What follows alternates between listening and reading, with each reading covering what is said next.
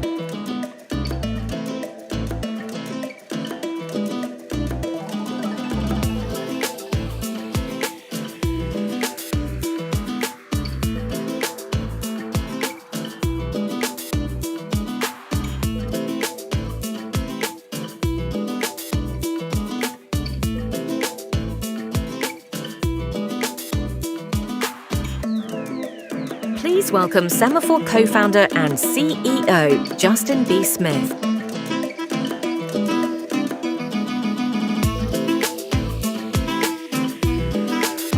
Good afternoon, good evening, everyone. I hope people like the seating arrangement. It's a new little micro innovation here at Gallup. But welcome to the Gallup Great Hall. I'm Justin Smith, co-founder of Semafor. This is Gallup's global HQ, where Semafor actually has been incubating for the last couple of years, thanks to Jim Clifton, the founder and chairman of Gallup. He hosts us here, and this is actually from the beginning of the company where we began all of our events in this hall, so it's wonderful to be here. Today is a special day for all of us at Semafor, the editorial side, the business side, because it's our annual tradition of hosting a Restoring Trust in Media. It was also called Trust in News event. In fact, 3.5 years ago, before we had even published a single word of our journalism, the first act of journalism, I guess in a sense, that we ever had was convening an event on the future of news. And I mean, some of you may have been here. Quite an unforgettable memory of Ben Smith interviewing Tucker Carlson, who was in a closet in Maine at the time. But obviously this subject is very close to our hearts and to our mission as a company.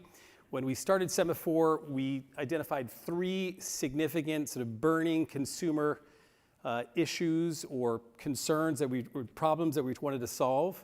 One was bias and polarization. The other one was information overload, and the third was Western centricity. And so 3.5 years later, while we're proud of our efforts, and I think we've tried a lot of things, but we know that we're at the very beginning of this mission and have a lot of humility about it. With 1 million subscriptions and additions in the US, in Africa, and the Gulf, and actually yesterday we launched Semafor China. We are especially pleased that the number one reason that readers come to Semafor is because they believe that we are making a bigger effort to deliver balance and transparency in our content, and that's frankly our mission accomplished there. From our perspective, Semafor's lessons for news platforms in this Sisyphean effort of restoring trust in news can fall into 3 categories. Number one, it's fresh thinking and really thinking outside the box and being bold about new ideas. Secondly, entrepreneurship, and third, action and experimentation, and that over and over action and experimentation. At Semafor, our efforts have fallen into the following areas. One, assembling a newsroom of individual trusted voices who are seen and understood by the audiences as actually experts in their fields, but also as fair arbiters of the material. Invention of new editorial formats like the Semaform that actually attacks what we think is the most pernicious form of bias, which is opinion-infused reporting, by separating fact from analysis for the reader very, very intentionally. Or new universal article features like our Room for Disagreement that forces an alternative perspective into every news report that we do. Another really interesting point, and Ben Smith talks about this, is the need for an editorial culture of restraint and humility in the reporting, in the editing, in the presentation of information. On the business side, it's critical to have strong business models and business execution to protect our content's independence, and we're very proud at Semafor that we are profitable in our 3rd year last year and continue to be profitable this year. And of course, the clarity and the prioritization of your values as a company. So for all these reasons, we're very, very privileged and honored to be doing this work. And we welcome all of you who are also doing this work with us for today's important discussion. We always do say that great independent journalism is an expensive endeavor, and it requires the support of a lot of parties. So please join me in recognizing and thanking Microsoft and the Knight Foundation for their support for this effort. So now, thank you. And so now let's get to the journalism and to Max and Matt Murray.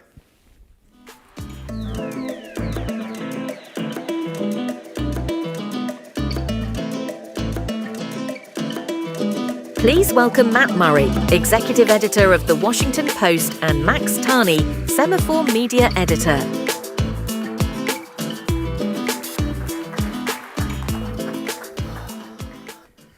Matt, thank you so much for doing this. I've been warned by some of your employees and some of your peers that you have a tendency sometimes to be a little long-winded. Some people say thoughtful, some people say long-winded, so I might have to cut you off here because we got a lot of stuff to get to, but we really appreciate you taking the time to do this.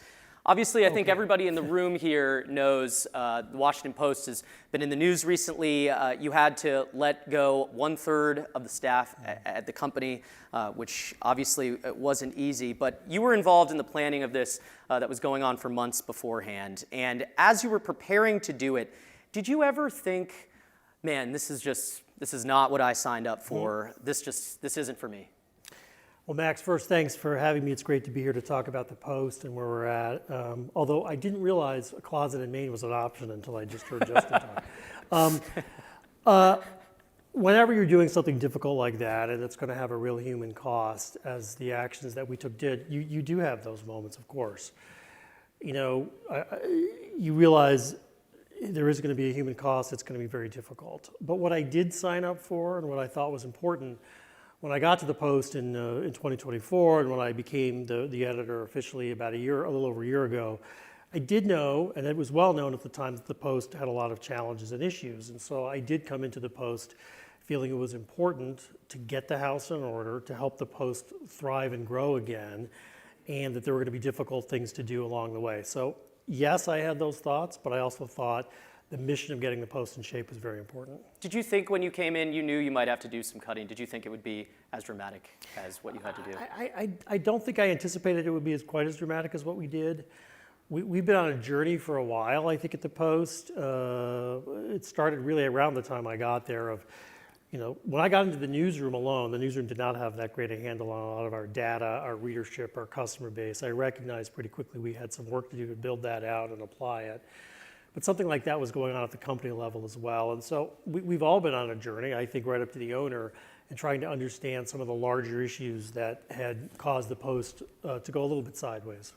So the CEO and publisher of the Washington Post, the former CEO and publisher, Will Lewis, who hired you, recently left. This came after there was this picture of him taken at the Super Bowl right after laying off a number of people on the sports side. You didn't know about this. This was something that was reported, and some kind of baked into that reporting was maybe that you were a little bit displeased by this. When did you realize that Will Lewis wasn't the right guy for the job? Well, let me say this about Will. I've known Will a long time, and Will's been a significant figure in my career, and he's given me several big opportunities, including the opportunity at the Post. So I'm grateful to him personally and for the support he's shown me over the years. My job as editor was to work with the CEO and work with the owner. So I guess I don't think of it through the lens of when did I realize that? That wasn't necessarily my realization to have. I would say during the time that we were working together in a situation of incredible pressure at the Post, we had areas we agreed on and obviously areas we disagreed on, which I don't think it would be appropriate to get into. But so I guess I didn't really think about it through that lens, I guess is what I'd say. It can be appropriate to get into. You don't work for him anymore if you want to. I'll give you some time to think about it. Yeah. So for a long time, the Washington Post's main competitor was the New York Times. You've had to significantly reduce the newsroom. They've grown their newsroom. Do you still think that the Post is in the league with the Times? I think journalistically we are. I think we're doing an incredible amount of great journalism that punches above our weight. I think a lot of our Washington coverage is particularly fantastic. Our features coverage and features writing is great. I could go down the list throughout. We actually were doing some great work that unfortunately included some of the people we let go, which was a very painful and difficult issue for us. So journalistically, yes. The reality is the Times and the Wall Street Journal, I was at the Journal for a long time, and I was very involved in the efforts of the Journal there, as companies did a great deal of work that helped put them in the position to be succeeding. The Post is behind on some of that work. So I think part of the lesson is, in today's world especially, great journalism is central, but the journalism alone isn't enough. We're fighting for the attention of the audiences. We need corporate models that support the journalism. It's in some of the areas like that where the Post has some ground to make up. I guess, so for readers that are interested, obviously you guys had to let go a lot of foreign correspondents, and I know that data was driving some of those decisions. Maybe the foreign coverage wasn't necessarily leading to the kind of subscription revenue you were looking for. Maybe it also wasn't driving the kind of traffic that it needed to drive. But for readers interested in the war in Ukraine, how it's playing on the ground, that reporting, where do you recommend that they read? Do you recommend that they read the New York Times? Look, I think readers, well, here's what I'd say. We're going to continue to cover Ukraine as we can, and we're going to find ways to get on the ground there. And we're covering the Defense Department, the American policy establishment, the White House, and all the people making policy here very aggressively, and we're breaking a lot of big stories in those areas. There are lots of good places to get information on Ukraine. Part of the reality that we're all grappling with in today's world is the user, the news consumer, has so much more control than they've ever had, which is great from their perspective. People who are interested in Ukraine have 24 places to get good Ukraine information. I want everything that we report to be value-add, distinct, unique, something that they can only get in the Post. So part of what I want our reporters to be able to do is, keep the edge we've got on Pentagon reporting, keep the ins we've got on the White House, and be a source of definitive policy there. What's the best example of that you can think of in the newsroom? What are you like, we want to do that times 50? I mean, we drove an incredible amount of Pentagon coverage last year when Pete Hegseth had the big meeting in the White House. We were all over a lot of the Venezuela planning. We've been all over the Kennedy Center coverage. The East Wing was a story that the Washington Post broke and continued to drive. There's others, but those are three that stand out. Oh, I should also mention our reporter, Hannah Natanson, the one whose home was raided, who really drove a lot of the reporting on the effects of the government cuts and shutdown, which the government didn't want to share. What do you think about people who say they've seen situations like this before where newsrooms make these cuts? They say, we're going to focus in on XYZ areas, we're doing these well, but subscribers see this kind of thing and they think, well, they're not as invested, and they go somewhere else, and you get caught in this kind of death spiral. What do you think? What do you think? How do you want to avoid entering into that death spiral? Or do you think that that's avoidable? I do think it's avoidable, but I think it's a concern. I understand the concern. We've seen it happen in other news orgs. To the question you asked me earlier, certainly I thought about some of those things a little bit, because I came here to try to do what I can to help the Post grow and thrive, not to oversee a steady decline. I'd say the reality is that the Post had been facing some declining for quite some time. The data really demonstrated that. We've been on a 5-year trajectory of losing revenues, seeing subscriptions wane or go sideways. We overinvested, candidly, at the peak of COVID, like some of the tech companies did, and then what did you overinvest in? Because I had heard you say that on Dylan Byers' podcast, and I was confused. What did you overinvest in? I mean, what happened is we invested in editing resources and some areas of coverage kind of off the back of the Trump bump and the presumption that when everybody was home reading news during COVID, that was a new state of normal. And when COVID faded and news consumption habits started to drop again, our consumption, our costs had gone high, but our consumption went back down. So we started to have a mismatch there. But just to finish the point on the spiral, what we did, and there's a bit of risk in it, but I think we made very smart choices. Standing still would not have been an option. So what we're aiming to do is get to break even. Our owner is committed to a long-term future for the Post. We don't have to be a gigantic profit center, but he is a believer that the market sends you signals on what people are consuming. So we're on trajectory to be on break even, and from that place, I think we're going to have the tools, the data, and the measurement in place to smartly grow again. How often do you talk to, you mentioned the owner, Jeff Bezos, how often are you speaking with him? I mean, inconsistently here and there. It kind of depends on the time, but we talk from time to time, but there's no regular cadence. What do you think? I know that you've advised the newsroom to kind of tune out some of the noise, and I know that there's a few competitors out there in the media space. I see some of them out here today, and sometimes it is noise. I'm sometimes guilty of that. But one of the things that people are really interested in is how invested is Jeff Bezos in the Washington Post? That's a question that people are kind of unsure of what the answer to that is. And you've seen, I'm sure, some people who say, well, to the richest man in the world, what's another $100 million? As ridiculous as that might seem to some of us. I think there's two different things there. I think on the second point, people can have their opinions on how he spends his money or doesn't spend his money. I don't have an opinion on that. He's probably spent a lot of money on the Washington Post since he bought it this decade. Do you know how much? How much do you think? I don't. I'm not going to speculate on that. It's. But I think no, I understand, but a substantial amount. I think I can tell you in my conversations with him, and I want to be a little careful because they're really private conversations, but I hear actually real belief in the faith of news and the fact that he really believes people need news in the country. We know the opportunity for news, even though people's consumption habits don't always match them. He's a believer in fair news. He's a believer in bringing information out to people. He's not as interested in sort of serving just elite audiences, but he wants average people to see news. And what he wants is for us to be relevant and lively in people's lives. That's what I hear. As an owner, from what I want as an editor, which is don't interfere with my newsroom, which he does not do. He does not give me any editorial missions or driving or even commentary. I want editorial independence that way, and I want that long-term faith. Those are good things. So, kind of related to that, Washington is in the name of the newspaper. The overwhelming number of people who live in the city, in the surrounding areas, they lean to the left. That's no secret. The opinion page of the Washington Post has made a pivot towards the right, towards the center.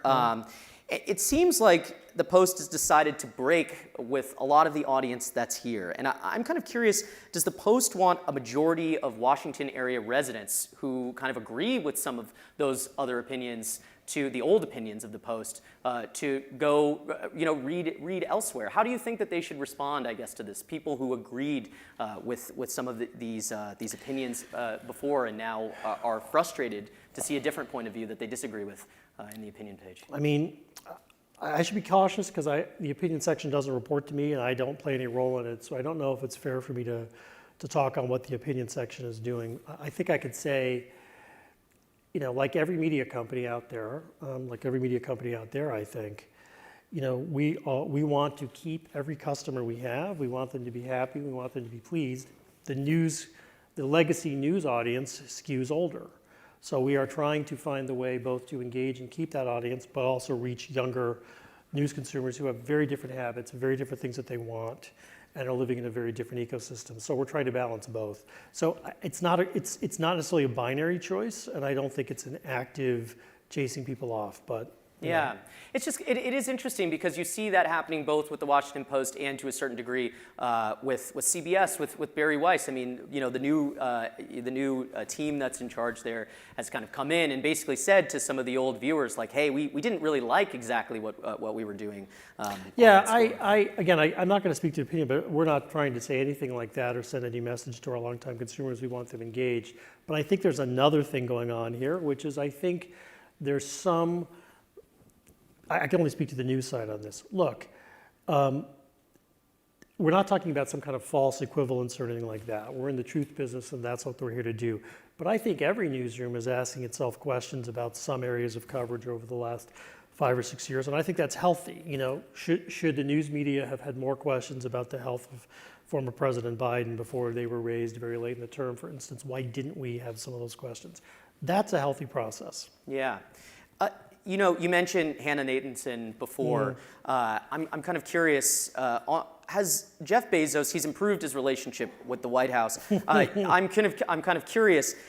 Has he raised concerns to the White House or to Trump? About the raid on one of your reporters' homes? I don't know what he has said to the president or not said to the president. I can tell you, in our very firm efforts to oppose the actions that the government took in the raid on their house, he's been totally supportive of what we've been doing at the Post. So, what is that? What do you mean by that? I guess. I mean, he's expressed complete support for our legal efforts. He's wanted us to fight the seizure of her devices strongly, as well as the government's assertions that they should keep the devices and determine what material's on them. He's been totally supportive of that effort. And there was an update in this case as well recently, I think yesterday. What happened last night? What happened there? So the government, I think everybody probably knows the case. Our reporter's home was raided. Her devices were seized. It was in connection with a national security case. The government said she was not a target, but that there was evidence on her devices of passing of classified documents, but they took all the devices. It is extraordinarily unusual, and I think actually unprecedented, for the FBI to raid a reporter's home. We're talking about showing up at 6 a.m., banging on the door, all the stuff that comes with it, all the theatrics and all of the ways that they try to intimidate and scare. And in fact, our reporter had actually thought that they were gone. She came home, they were hiding in the bushes and came out and had her use her biometrics to open the devices. They've had the devices in their custody. They've said they are fit to search the devices and be able to determine what's relevant to their case. It's actually extraordinary. Her reporting is on there. A lot of other sources are on there. This is a reporter who's amassed a tremendous list of confidential sources and breaking big stories. Her wedding planning is on there, personal stuff. So we've been fighting the government's effort to not just hold on to those things, but to determine for themselves who decides what's relevant. What happened yesterday was the judge in the case said he would decide, not the government. I think that's a victory for us. So on a slightly different note, actually a very different note, you said in an interview... I did filibuster there, but I wanted to give the information. You did a little bit, but it wasn't that egregious. You said in an interview recently that, and it's an important thing. You said in an interview recently that subscriptions ran much higher last year at the Washington Post, which stuck out to me. Are you saying that the Post has more subscribers than it did at this time last year? Are you saying that subscriber revenue is up? You said this. You said something like we're this having more success getting new subscribers with the content that we're doing. That's both a newsroom function of running better stories more smartly, and our subscription department has improved dramatically and is getting much better at selling. And you guys haven't disclosed the number of subscribers that you have publicly in quite some time. No. Would you like to take the opportunity here on stage with us to disclose that? Okay. We'll invite you back next year, and you're welcome to do it then. So what's the, because we're running out of time here, what's the optimist's case for the Post? Why do you think that this is going to work? Look, the Post is breaking big stories every day, every week, writing substantial journalism. We have hundreds of the best journalists in the country who are killing it all the time and writing stories of relevance that are distinct to us. There is noise out there, but we were very smart in the decisions we made, as hard as they were, and they were very hard decisions. We know what people come to the Post for. The areas that define the Post that readers are coming to us for are in strong shape. They're a foundation for growth. When we get to break even, we're going to be continuing to invest, grow, and add more. You'll find things in the Post you can't find anywhere else. Do you think that you've said that you want to break even by the end, or someone around you has said that? I think the CEO has said that. Yeah.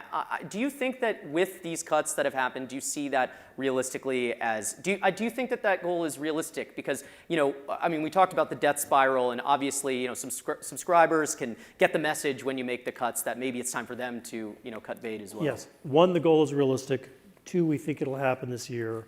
Three, I will tell you this about subscribers. Again, there's a lot of noise.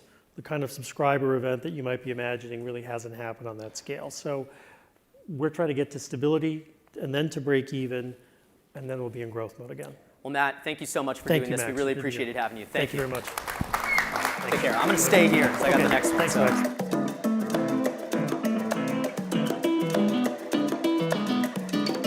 Please welcome Kristen Welker, moderator of Meet the Press and anchor of Meet the Press Now, who joins Max Tani on stage.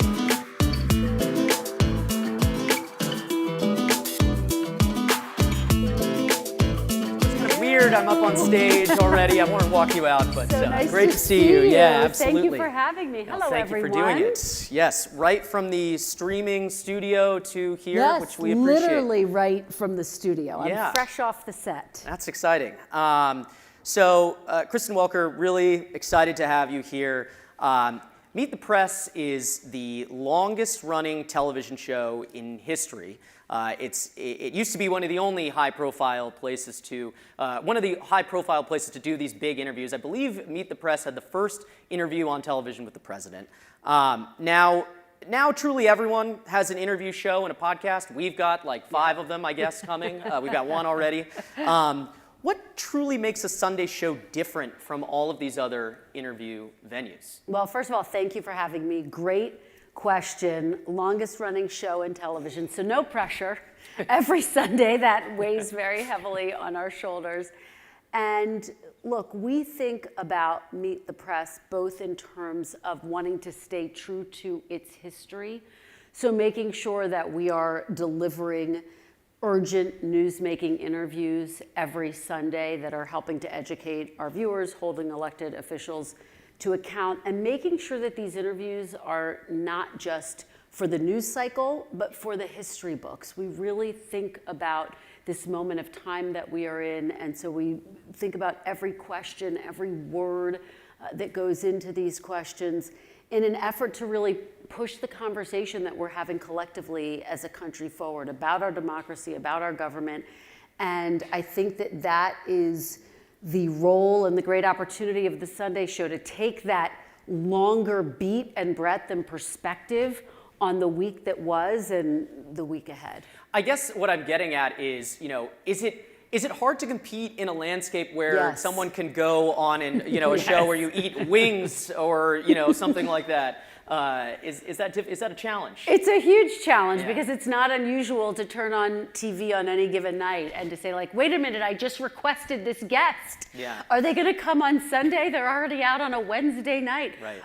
People are omnipresent because of all of the different avenues and platforms that they have, which is exciting. Yeah. And which makes it, I think, an incredibly interesting and compelling media environment and wonderful for the public consumption, certainly. But it does, I think, add a pressure to booking interviews, but also what kinds of interviews are we doing? We don't want to, if I do book a guest who's been on another program on a Wednesday, have a retread of the same conversation. It's important that our program takes that bigger picture look. We certainly ask probing questions, but again, we ask questions that are aimed at educating our audience and really marking this moment that we're in. So there was a sense among some kind of TV insider types that the Sunday shows were in decline in recent years because a lot of Republicans wouldn't go on them. It was harder to book conservatives than it was to book some kind of Democrats. Obviously, that's hard because Republicans control a lot of the government. Has the Trump administration revived the Sunday shows? You've booked him a few times. A lot of his administration officials seem to be more willing to come on your show.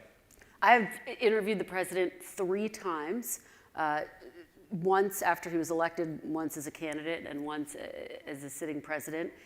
And certainly his administration has been incredibly, I think, vigorous about making sure that their voice, their perspective is heard on a Sunday. So every single week I'm in touch with the administration to ask them, first of all, we tell them who we think is appropriate given the news cycle. If it's a foreign policy focus, maybe we'd request the Secretary of State, for example. Certainly after there were strikes on Iran, as you all may recall, that happened on a Saturday night. We had the Vice President join us. That was a booking that happened at 11 o'clock on Saturday, and on Sunday there he was. I think he was on multiple networks on that morning. And so, look, it's not just the Trump administration, though. The Biden administration took that seriously as well, the need to make sure that their perspective was heard on a Sunday morning. And I know that there's this narrative, the Sunday shows are in decline, linear media is in decline. I, to some extent, reject that idea. I mean, I've been told that since I was in college. I'm not going to say how many years I've been out of college. But I think it's still thriving. I think there are a lot of reasons to feel optimistic. I think we're having to be creative. As I just said, I just got off of set. I anchor a streaming show during the week, Wednesday through Friday, which airs from 4 to 5 p.m. It's called Meet the Press Now. And so, yes, we need to be creative. We need to meet people where we are. That means finding and moving into these different spaces and these different platforms, but making sure that the heart of Meet the Press, which is the Sunday show, is strong and thriving. Yeah.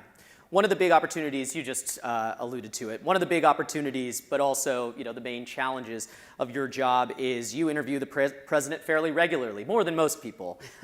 Preparing for this interview, I read a 2023 piece in CNN reflecting on your first interview with Trump. It was by Oliver Darcy, who's at CNN. He describes a glowing account. You're aware of this. He said that it was a low moment in Welker's otherwise pristine career, which is, you could take that one of two ways, pristine career. But he described it as a low moment, and basically for what he said was failing to push back effectively against Trump's claims about the 2020 election. I'm curious, what did you learn from that experience, and did that change the way that you interviewed Trump? Oh, I learned a lot from that experience. Look, I stand by that interview. If you go back and watch the interview, I pushed back on him twice per question. We hadn't seen an interview that was sweeping and long form like that with then candidate Trump in quite some time. It was the first extensive interview in the wake of January 6th, and I think a lot of people were frustrated that I was just doing the interview. And so I think that that was part of the frustration. Of course, you learn with each interview. And one of the lessons I learned, not just from that interview, but having been in the chair, is that my goal with each question is to make sure that I get an answer to my question. So to make sure that if I ask you, are you going to propose legislation, I actually get an answer before we move on. And I think that I've sort of applied that tactic not just to President Trump, but to all of my interviews. And that has helped to correct some of that sort of initial criticism. One other thing that you told me that you were thinking about, you said this during our prep call, that you've changed since taking on the job, is you've changed the tone of your interviews and the tone that you approach them with. Can you explain what you meant by that? Well, I haven't changed my tone. What I think is important is that in this moment, people are mindful of their tone. What I have learned and gleaned, having sat in the moderator's chair, having traveled all across the country, is that people right now are really hungry for conversations that they can hear, that they can listen to. They don't necessarily want to hear people shouting over each other. So when I'm interviewing principals on a Sunday morning, I want to make sure that I'm asking them challenging questions, but I'm asking those questions in a way that I'm giving them space to answer, I'm asking smart follow-up questions, and that the audience feels like they're a part of the conversation, that they can understand, that they can follow along. And so I bring that sort of sentiment to bear on my individual interviews, but also in terms of the segments that we're doing. We've launched a segment, for example, called Common Ground. It's a network-wide segment in which we interview bipartisan lawmakers. People are hungry for that kind of content where they get to hear Republicans and Democrats working on solutions together instead of just the friction, of which there is a lot, and that's part of this moment as well. I think that obviously, I think, that's a sentiment that I think many people in this room want to see, but I mean, out there in the media landscape, I don't really see that many examples. If there was a great business to be built around finding common ground, in media, I'm sure someone would have come up with it, right? Like, plenty of the people in this room are involved in businesses that kind of thrive on the opposite of that. There's definitely audiences there. Do you think that's really true? You mentioned also during our prep call that there was some evidence, at least, to suggest that was working. Absolutely. Our first Common Ground segment, I interviewed Senators Raphael Warnock and James Lankford, and we got a flood of viewer reaction saying, please, more of this. Every Sunday, we want these kinds of segments. We want these conversations. The reality is they can be challenging to book, but we're really dedicated to finding those bipartisan moments because I think they're important. We've also launched a segment on Meet the Press called Meet the Moment, in which we're talking to and interviewing people who are outside of politics but impacting the political discourse. So, for example, Michael Phelps talking about mental health, Selma Blair talking about what it's like to be an American living with a disability in this country and the ways in which she wants to see improvements for that community, just to give you some quick examples. And people have responded to that incredibly positively. So we want to be giving them the big, urgent, must-see interviews of the week and also weaving in some of those other conversations. I want to ask you, because, again, we're running short on time. I want to ask you something that I'm personally kind of curious about, which is this Trump cell phone thing. You've called him and you've interviewed him just by, you've called him cold, he's picked up the phone. Clearly that's happening a little bit more these days, maybe even than the first term. So explain the backstory of that. Did he personally give you his cell phone number, or is it just you reported it out and you got it from somebody else? And how often is he picking up the phone from, when you call him? Do you have like a 100% hit rate? Is it like 50%? No. Okay. No one has a 100% hit rate. I did straight up ask him for his cell phone number. And he gave it to you? Yes. Wow. And I am very careful, thoughtful about when I use that number. It has to be in a moment where I think it is extremely necessary to hear from him directly. I don't just pick up the phone and say like, hey, what do you think about this? I mean, I really think through what are the questions I want to ask him? How do I want to ask those questions? How can I help people have more information? I called him one Saturday to ask him about a decision about tariffs. This was long before the Supreme Court decision was passed. And I think that it's an extraordinary moment in part because this is a president who, yes, has given certain reporters his cell phone number. I don't know that we'll ever see that again. We might. Maybe future presidents will decide that this is a good, I hope that's what happens. But I just take each one of those conversations as seriously as an interview, a presidential interview. And that means I put preparation and research and thought into them. I'm not just cold calling him and asking him random questions. I think that's how it should be approached. Yeah, well, Kristen, we're out of time, but thank you so much for joining us. This was a really interesting conversation. Thank you so much. Really appreciate it. Thank you.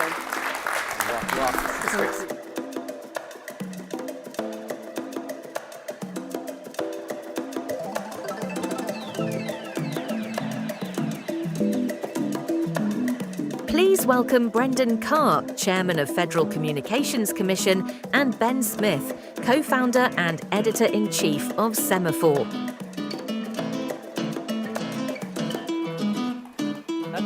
That sounds like kind of scattered applause, A Mr. little Chairman. smattering of applause. I'll take it. It's better than what I normally get. Well, thank you for joining us again. We had a great conversation here last year. No, I always look forward to this. This is like Festivus for me. Like, Costanza's dad. I get to go to the journalists and tell them everything I think they've done wrong over the past year. It's very cathartic for me. Chair, we were talking backstage, and Chairman Carr has consumed enough media to realize that many interviews are a series of non sequiturs, in which I ask a question, he gives an unrelated answer about whatever he feels like, and I will get to whatever you feel like, but I would implore you to stick with the questions for a minute if you're still in the practice. But I want to start with like a big picture cause that you've embraced, which is shifting the balance of power from national networks to local affiliates, or at least to the affiliate groups that own them.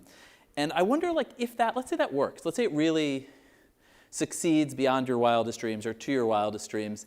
Like, what does the American media landscape look like in 5-10 years? Is it just like slightly more right-wing comedians, or like just give me like the positive vision.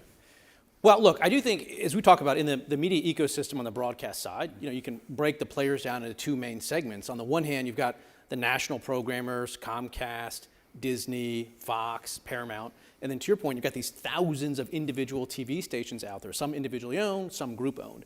And I think over the last 20 or 30 years, you've seen a massive shift in the bargaining power, in the positioning towards the national programmers, where those licensed individual TV stations have become, in too many cases, nothing more than a mouthpiece for content created in New York and Hollywood. It didn't used to be that way.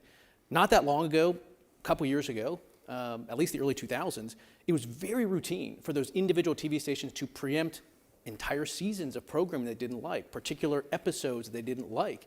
And there was a feedback loop where the licensed TV stations in the communities in California, Utah, Kansas, Florida would feed back information to the programmers, and there'd be some adjustments. But we've lost that, and it's really just foie gras coming down from New York. So what does the ideal future look like? Well, there's a couple of futures if we do nothing. One future is that trend just continues, and if you step back, local news in reporting is still immensely trusted, much more so than the national landscape. And for years, we had that from newspapers. But newspapers have closed by the thousands in communities all across the country. To the extent they still exist, they've stopped printing. And I think that's the canary in the coal mine for what's left of local news and reporting, which is local TV stations. That's where almost all of the local news and reporting takes place. The gumshoe reporters are employed by local TV stations. If we do nothing, if we stay on autopilot, I think the economics for those local broadcasters outside of some of the major markets really is in decline, and we see what happened to newspapers be the same thing that happens to local TV stations. The FCC played a role in that. The internet played a role in it, obviously. But we had rules on the books, for instance, for decades that prevented TV stations from investing in newspapers because we wanted diversity of owners, diversity of viewpoints. Sort of okay in theory, but the practice was we sat back, sat on our hands, and thousands of newspapers went under. So that's one future. That future could be, trailers with broadcast antennas just pumping in content from New York and Hollywood. I think that's the future for lots of smaller market TV DMAs if the FCC does nothing, but we're looking at making some changes there. One other question about FCC action. You put out a request for public notice today about something that I'm sure drives lots of people crazy, which is football and other sports rights moving behind streaming paywalls. That just does not strike me, though, that the NFL making a deal with Netflix is any of your business. Like, how do you insert yourself into that one? There's a lot of things that I do that people don't think are any of my business, but it hasn't slowed me down yet. So there is an nexus here. So there's been a great partnership between broadcasters and sports rights over the years. And the sports rights have been great that it's on broadcast because it grows the audience for the sports leagues, but it also helps to bring viewers to local broadcast TV. And that is what ends up paying for that expensive local news and journalism. So if we have every or a substantial number of football or other sports games go behind paywalls, it could really undermine, again, my goal, which is how do we keep local news and journalism going in communities? We need healthy affiliates, healthy local TV stations to make that happen. So that's part of why we're looking at it. Is that I guess I'm asking, do you have any real right to insert yourself there? It's got two private companies, Netflix, the NFL. Sure, yeah, we should have public notice. So we have the right to do that. We have the right to do that. So this gets to my next question. Ronald Reagan's FCC chairman, Mark Fowler, who led the charge to dismantle the fairness doctrine in the 80s, very critical of you, and I wrote this down. He accused you of turning FCC regulations into, quote, a made-to-order jawboning instrument, which is to say using federal power to threaten private actors without taking legal action. Yeah, well, this isn't Ronald Reagan's FCC, and I think that's a good thing.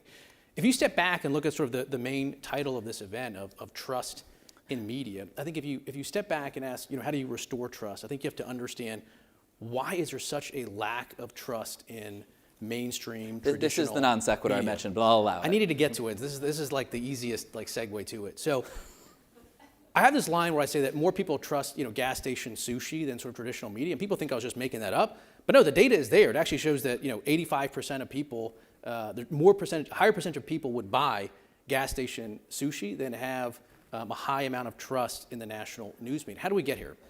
I think it's a couple of factors, like most things that have a confluence. One, though, is I think too much of the national news media is simply drastically out of touch with where the American people are.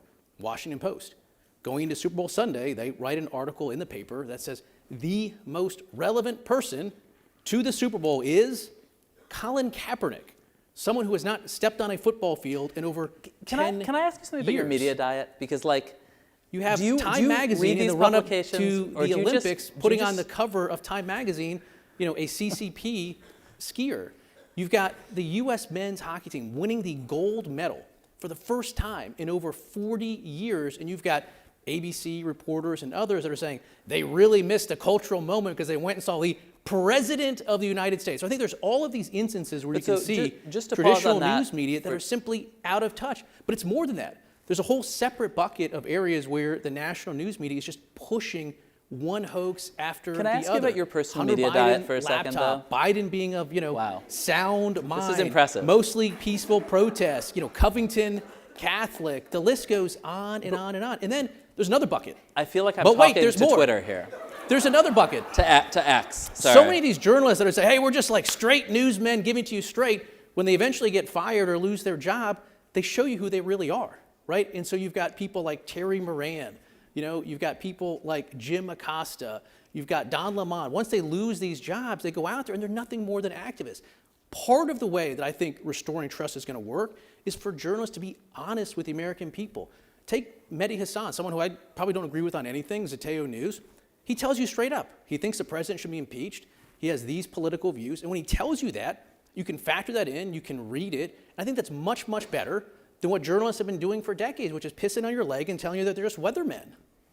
That was a great monologue. Thank you. That was impressive. But I guess I wanted to go back to the jawboning thing, because you're a guy with a lot of opinions. I take it from this that you're a guy who spends a lot of time on X. But I think the sort of jawboning allegation charge against you is basically that you are a powerful government official who's voicing these opinions, and without ever moving to enforcement. And you're leveraging these companies that are really afraid of you for all sorts of normal regulatory reasons outside a normal legal process. And I guess I wonder, you are a lawyer, why don't you ever litigate these cases? Would you want to go to court? Like, all these companies just cave when you sort of wave in their direction. Isn't that kind of troubling? I think it's a good thing. But I think we probably will end up in court. We're in the end of the first year, and the way that things work in terms of the regulatory process, when you start things, you work on things, you investigate things. We have enforcement matters going right now. We've issued letters of inquiries to different companies. We're just in the process where it hasn't gotten to the point. Do you anticipate taking one of the big networks to court? I think it'll happen. Yeah. Which one? We'll see. When you one of the obviously high-profile moments in the Brendan Carr story was when you said on a podcast that when Jimmy Kimmel offended conservatives, that ABC could deal with it either the easy way or the hard way. And the backlash to your comments, in part, got Jimmy Kimmel's contract renewed.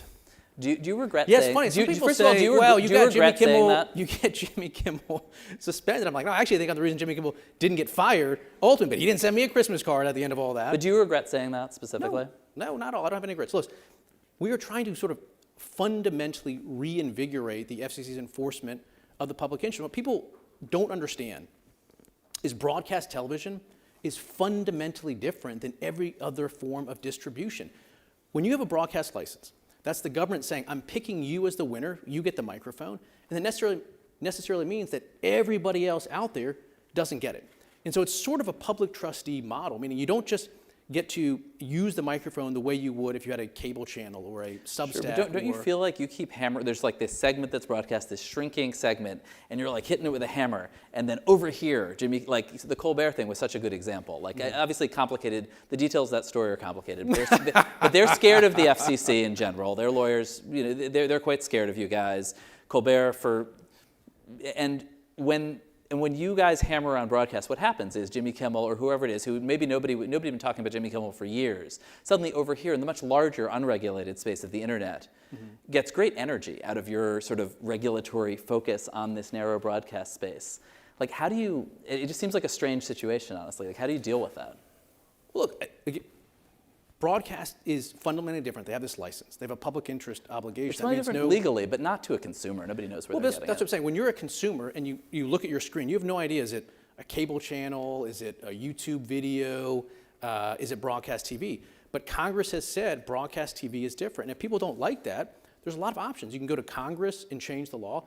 I think the argument actually cuts the other way, which is given that there's so many different ways of getting news and information out there, including just taking it direct to consumer online, if you want to maintain the unique privilege of using the airwaves, then you should comply with the rules of the road for the airwaves, because it's really not a constraint on you anymore, given all the other ways to get the news and information out there. But if you want to change the law, go to Congress. But this FCC on my watch is going to enforce the public interest standard. We're taking action on broadcasters that we don't think are doing that. And I think the FCC, as a general matter, starting sometime in the mid-1980s, completely walked away from enforcing the public interest standard. I don't think we're better off for it. Do you believe in the Streisand effect, or do you not worry about it?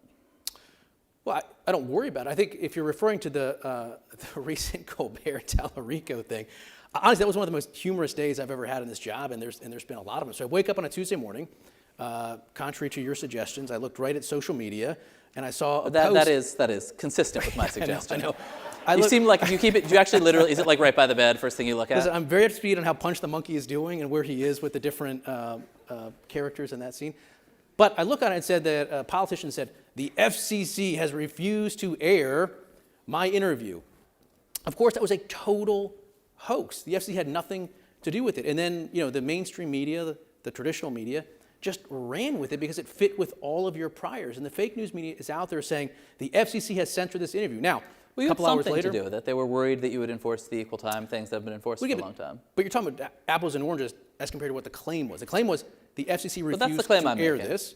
Then the claim shifted and it said CBS refused to let them air. Well, an hour later, CBS puts out a statement saying, no, we didn't say that. We just said, be mindful of the equal time rule when you did it. But the news cycle had gone crazy. And kudos to that politician because they understand all of the biases of the national media. They knew if they claimed that they were censored by Trump when they weren't, that you all would run with the story and they would get clicks and views and donations. This was at the end of the day, Democrat on Democrat violence that they took advantage of the news media's priors. I think people, and since the Reagan administration, since Reagan won these fights, have disliked the idea that the federal government would even on the, as you say, it wasn't you weren't saying don't air this interview, but would enforce things like equal time. That's sort of why they went away. Well, and the politicians benefit when it seems like the federal government's trying to censor them, even if, as you say, it's very indirect.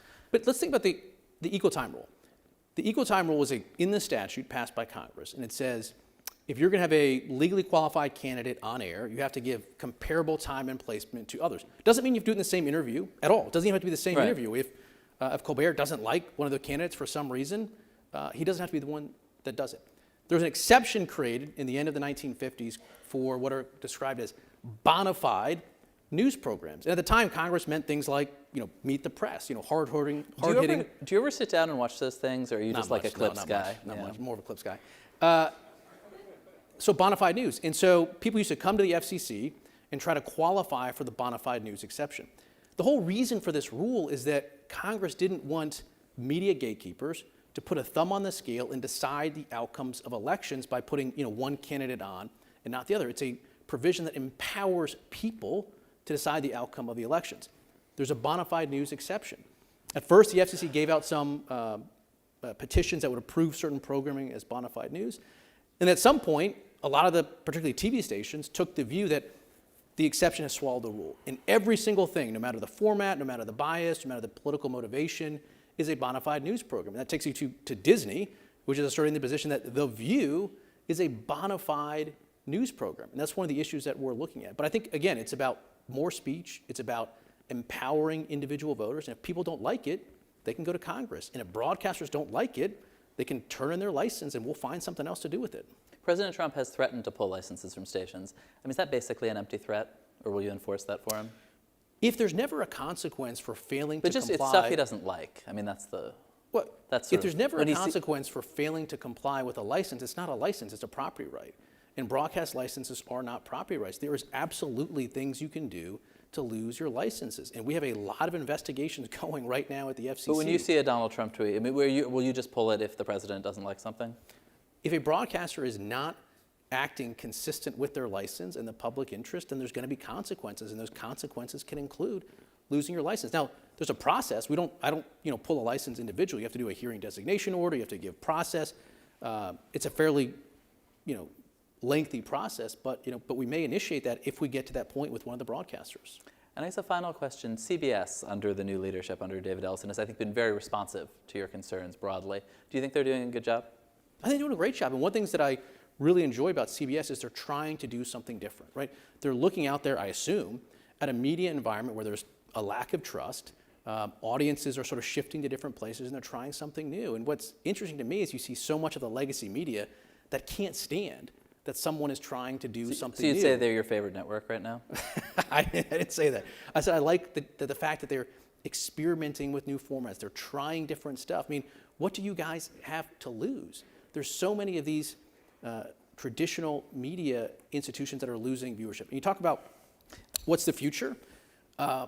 We're certainly in a moment of disruption, of breaking down, of disaggregation. We were talking about this backstage, where those traditional institutions are breaking up.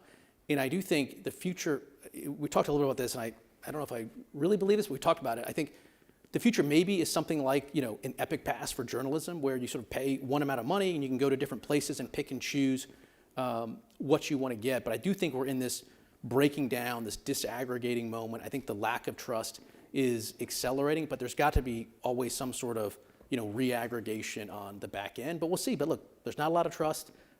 From a lot of Republicans don't trust traditional journalists because they think they're just carrying the water for Democrats. A lot of Democrats, laugh at traditional media because they know that they're just carrying water for Democrats. So it's a very difficult situation for a lot of the journalists to be in. But again, we're in this breaking up phase, but that's got to be counterbalanced with some sort of building back up down the road. Well, thank you for joining us, Yeah, Mr. appreciate it. Chairman. Thanks. Thanks for answering the questions. Thanks. Mostly. Thanks.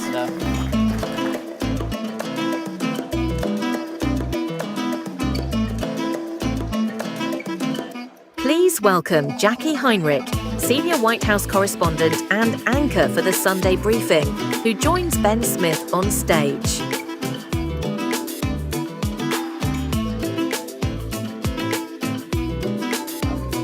for having me. I So, like the voice of God. Aren't you glad that guy doesn't regulate cable? Yeah, you really got warmed up, and I think this will be really easy, so thanks. Yeah, but actually, is it, just to pick something up from that interview, is it frustrating as a broadcaster that everybody, and I would say this is true certainly of me and of him, that if I see something that you produce, like 95% it's something out of context on Twitter that went viral? Yeah, it's just a challenge of, information traveling faster than we can keep up with it, and before we know it, we're being asked about it. It's happened to me before, someone's asking about it. Partial, slice of a report I put out that misses the context and that kind of thing. And I think it's just a reality of this day and age. How do you think about that when you're covering, big breaking news on linear television? Are you thinking like, I got to make sure every 17 seconds of this is like, can live out of context? No, I think that, my job is pretty black and white. It's to, report something fairly, fully, with context, simply make sure people understand it. And that is my job, and just trust that the information that travels online will eventually correct itself. I'm glad that there's community notes now and that kind of thing. I want to read you a quote from a viewer about your very simple job. I watched Jackie Heinrich from Fox over the weekend, and I thought she was absolutely terrible. Oh yeah, I know this one. She should be working for CNN, not Fox. Not surprisingly, I later found out that she is a fan of the White House Correspondents Association! So, what was your reaction when Trump tweeted that? My first question is always like, what was it that, was so upsetting? Because I think that we do have a responsibility as journalists to not, think that we could have made a mistake. And if there was a question that I failed to ask, or, context that was left out, or if I had framed something unfairly, unwittingly, you always want to know. But if it's just someone's Did he ever tell you? opinion, no, I never did. But if it was just someone's opinion about the content of my reporting, it doesn't matter to me. You can't fixate on that, and you just kind of show up the next day and keep doing your job. And we've got a good relationship. Sometimes he takes my calls, sometimes he doesn't. I think Max was asking Kristen earlier about sort of her strategy for when you call the president. Do you have a theory of the case on this? I do. I don't want to share it. All right, and Shelby Talcott has her own strategy for this. So it's how to get him to pick up the phone, and basically timing out when you think he's awake. Oh, interesting. Like there's some like early morning. You can usually tell. Interesting. I'm going to take that note. Do you think, as you've covered him, do you think his view of the media has changed? Like, what have you kind of learned about Trump's view of the media? I think Trump actually is one of our most avid consumers of media. Certainly of Fox. I think everyone. I think he watches everything. He consumes everything. He gives us access. He loves to have a camera in front of him, but he makes calls to some of the reporters who he has the most contentious relationships with. I think he's always sort of had a frustration that, especially in his first term, he feels that he wasn't covered fairly.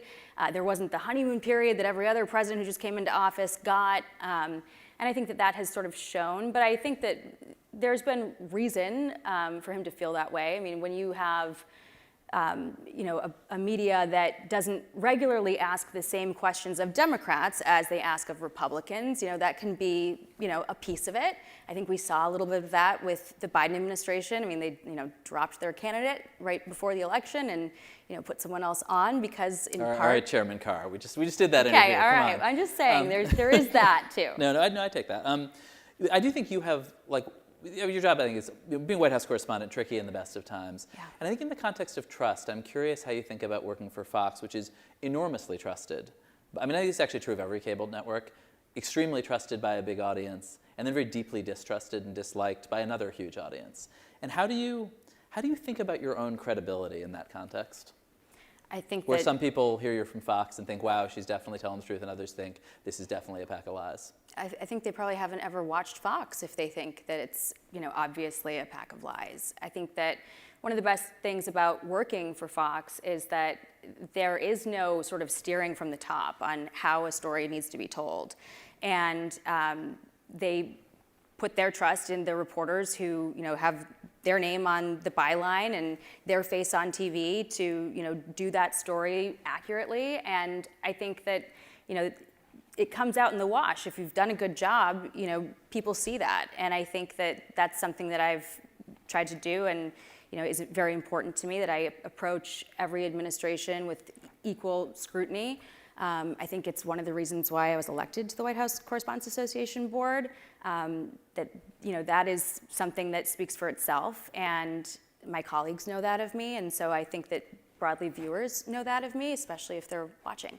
Do you worry that the Trump administration feuds with and attempts to limit the access of certain media like Associated Press when a Democrat comes to office are going to wind up hitting Fox? There's a period where Obama was trying to push Fox out of the pool. Like, do you think that basically what Trump's doing, also honestly what Chairman Carr is doing, is going to mean that Democratic politicians and regulators force Fox sort of out of having mainstream access?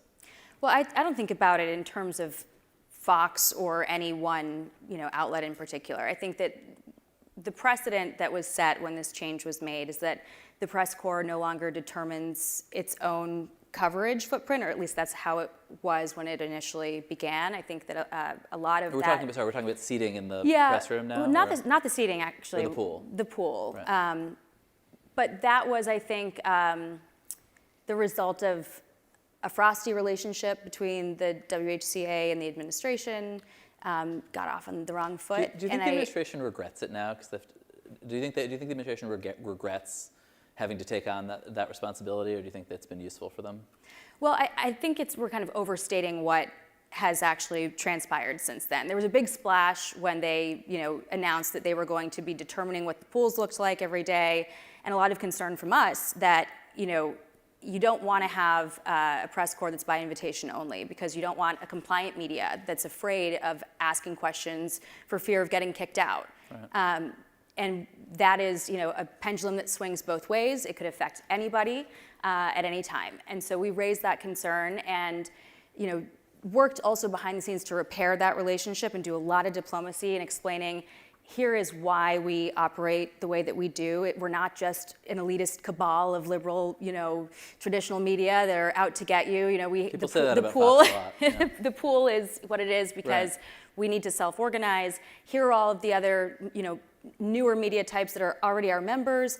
And we have since restored a lot of what was eroded. We don't, talk about those wins publicly because they are, not for public consumption. We serve our membership. Well, if you pay attention to who's pooling every day and you're looking at the sheets, the call sheets, you might notice that the wires are back in the rotation, they're on the planes. We've done a lot of work to, explain why we needed to But don't you think there's something wrong that you can't have those fights in public, that you're afraid to have them in public? It's not that we're afraid to have them in public. I think that's a total misconception, and this is a problem that I have actually with the media at large. I think one of the reasons that the White House was upset with the White House Correspondents Association is over time, there's this sort of pressure from outside groups for the association to respond to anything that the president does. We get asked, why don't you stand up for a female reporter when the president attacks that person? That's your job. Actually, our job is to work in service of the First Amendment. It is to protect the access that we have to this president so that we can report on him and tell the American people what's going on. We are not, I think there's been a conflation of this responsibility to hold power to account. Holding power to account comes in the form of reporting. When you go beyond that, it becomes activism, and certainly this administration loves to have a fight on Twitter. You don't ever win in that space. And so when I'm analyzing how we respond to these problems, I think about who's our audience. It is primarily our 900 members who need access to be able to do their jobs. we need to do the bulk of our communication with them and with the White House to make sure that we are figuring things out behind the scenes and facilitating that access. Certainly when we need to speak up publicly, we will, but it shouldn't come as a surprise because we would have already had those conversations in public or in private behind the scenes. I have personally spoken up publicly about it, but I still have that relationship because they know that I'm working in earnest to make things right. That's really interesting. You're going to be I guess you'll be the president starting next summer of the Correspondents Association. In July. And in some sense, am I saying it right that you felt it had sort of slid into becoming a broad journalism advocacy group, and you'd like to pull it back into being very focused on its own issues? I think we've already rebalanced that, and I don't want to, disparage anyone who was previously a president. I think that over time, there was just a lot of noise coming from the outside that the responsibility of the administration, of the association, was to, respond to every little thing that happened. And I think that hurt our ability to do our jobs well. True. I mean, that's true. A lot of groups. That's a really interesting observation. I think one other thing that you've been sort of navigating, everybody in the briefing group's been navigating, was this moment when they were like, we're going to bring in every influencer. We're going to pack the room, and there wasn't any seating with these kind of, mostly right-leaning, although not entirely, streamers and TikTok stars. Kind of, did those people get bored? Like, what happened there? Because it just feels like that is another thing that has quietly faded out. No, they're still around. But not as, it's not seething anymore, or is it actually still hard to get a seat? You mean seating in the briefing? It's not just packed. It felt like there was this moment when every influencer in the world was there. And I always thought, this job is not as interesting as they think it is. In a way. It's a lot of work, actually, and a lot of standing around and waiting. Of course, at the beginning of every administration, there's sort of a flood of interest, and then it sort of tapers off. The folks who, are not traditional media figures still show up. I thought it was a good solution for the White House to put up a staff seat to accommodate their new media, scratch the itch of showing their base that they want to welcome in different types of media to cover the White House, and it didn't come at the expense of our traditional organizations who have this robust responsibility to pool, content share. It didn't infringe on that, so I thought that was a good solution. But I think people can tell the difference between someone who is an influencer and who is a this stuff is harder reporter. than it looks. Yeah. Yeah, that's what I think too. You're also, I think that you're now going to be, we have a few seconds left. You're about to be responsible for one of the most loved, hated Washington institutions, which is the White House Correspondents Association's annual dinner, which had embodied this kind of bipartisan establishment comedy that people either hated or loved. Mm-hmm. And now really I think has pretty much fallen apart as that, and is, when the president doesn't come, it's sort of it feels like it's in a very kind of, it feels like it's really in decline. And I'm curious if you think that there's I don't know if that's ever coming back, if that Washington is ever coming back, or if you're going to have to the fun dinner the Washington? The kind of the bipartisan goodwill Washington. I think so. I think, we've invited the president to the dinner. Ouija is the president right now of the association, and this is her dinner. Mine will be next year. We've invited the president, as we do all presidents. We're still waiting on an answer. Do you think he might come this year? Did you still waiting on an answer? Did you pick the correct comedian, or do you? That's the president's decision alone, so you'll have to wait for that announcement from her. But sorry, that president. Yes, that's President Ouija's decision alone. Sorry, I was like, wait a second. Yes. So she will make that announcement. I have thoughts about who we might have next year. We'll see. All right. Well, stay tuned. Thank you. Thank you. Thanks so much.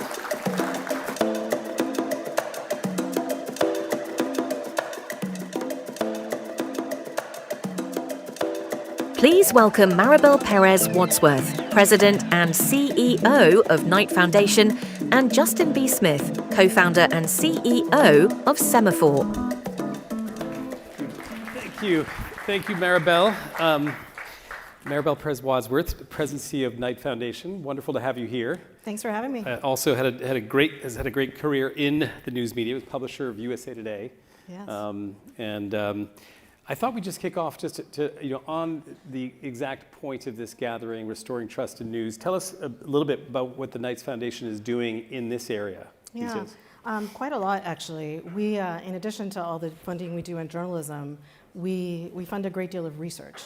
And a couple of years ago, we launched an initiative with the Pew Research Center the Pew Night Initiative, specifically to key in on the signals of trust, especially among younger consumers of news and information, to help not only news organizations, but the community writ large understand what it is that engenders trust in the information people are consuming. That's one thing we do. And was there any kind of original sort of insight there beyond the disaster that most polls seem to show across the board? Well, but see, that's the thing is if you concentrate on a more national perspective, it is true. Trust in all institutions, media included, are at abysmally low rates. But you heard Chairman Carr say this, and on that point, he's right. Trust still exists at the local level. The Pew Night research has shown that nearly 3/4 of Americans trust their local news organizations and believe they're doing a good job. Yes, indeed, if it's still around. Yeah. Well, that's interesting. Moving on, I think the Knights Foundation's had a big conference earlier this month, and you made a very impassioned call to defend the First Amendment. And I think you said something along the lines of the First Amendment is democracy's firewall. If it falls, America falls with it. Do you see it falling? I don't think it's falling. It's definitely embattled.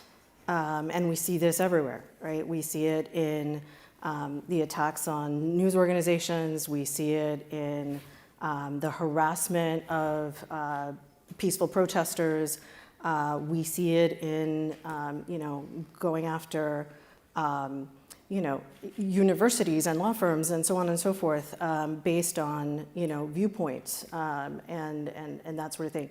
So yeah, I think it is absolutely embattled. I'm heartened that people are standing up for the First Amendment. I don't think there's anything more crucial than that. It is a bit ironic that a campaign that is run on a pro-First Amendment, anti-censorship, anti-cancel culture would now find us in a attack on the First Amendment, attempts to censor opposing views and, canceling or attempting to, cancel those who would, oppose the current folks in power. I think that's really problematic. And so when I say that, the First Amendment at the end of the day is the one clear expression of the people's power in America. It is what gives us the idea and ability of self-government. And so without that, I don't believe we can have democracy as we know it. So obviously a grave and serious perspective about the state of the media right now, but it occurs to me you're also an optimist or a forced optimist. So what is giving you hope? What are you seeing right now at the Knight Foundation that is the sort of rays of sunlight, if you will?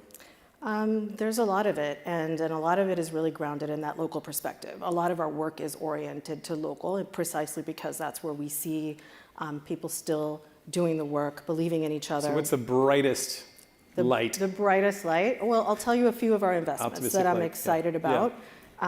We're the biggest funder of the American Journalism Project. They have helped to support dozens and dozens of local nonprofit digital sites across the country, and they're doing well and they're growing, and that's a bright light. It's a nonprofit model. Nonprofit model. Outlier Media in Detroit is one that I call out all the time. This is a completely different way of approaching doing news, SMS text messaging with their readers, asking them to tell them what is it that you need, what's your question, what do you need answered, and then delivering that answer, and ultimately building their entire beat structure around the trends that they identified as the gaps in information in their community. Are these bright lights because you're seeing business models that are that are self-sustaining on the local level, or is it kind of a hope and optimism because you're seeing trust somehow being restored? It's both of those things. It's both, because you don't get to the level of engagement, right, with your audience unless trust is there. So that's the first point. But yes, also seeing them grow nicely. Again, local, hyper-local in many cases, so very concentrated audience, but clearly growing audience, growing revenue, diversifying revenue. Those things are really important. And are you seeing particular editorial strategies in terms of restoring trust or new formats, new approaches, new ways of gathering or presenting information? I think what I'm seeing, and this is not necessarily a new trend, but I see more and more of it, and I think it's crucially important, and that's greater transparency about how the work is done.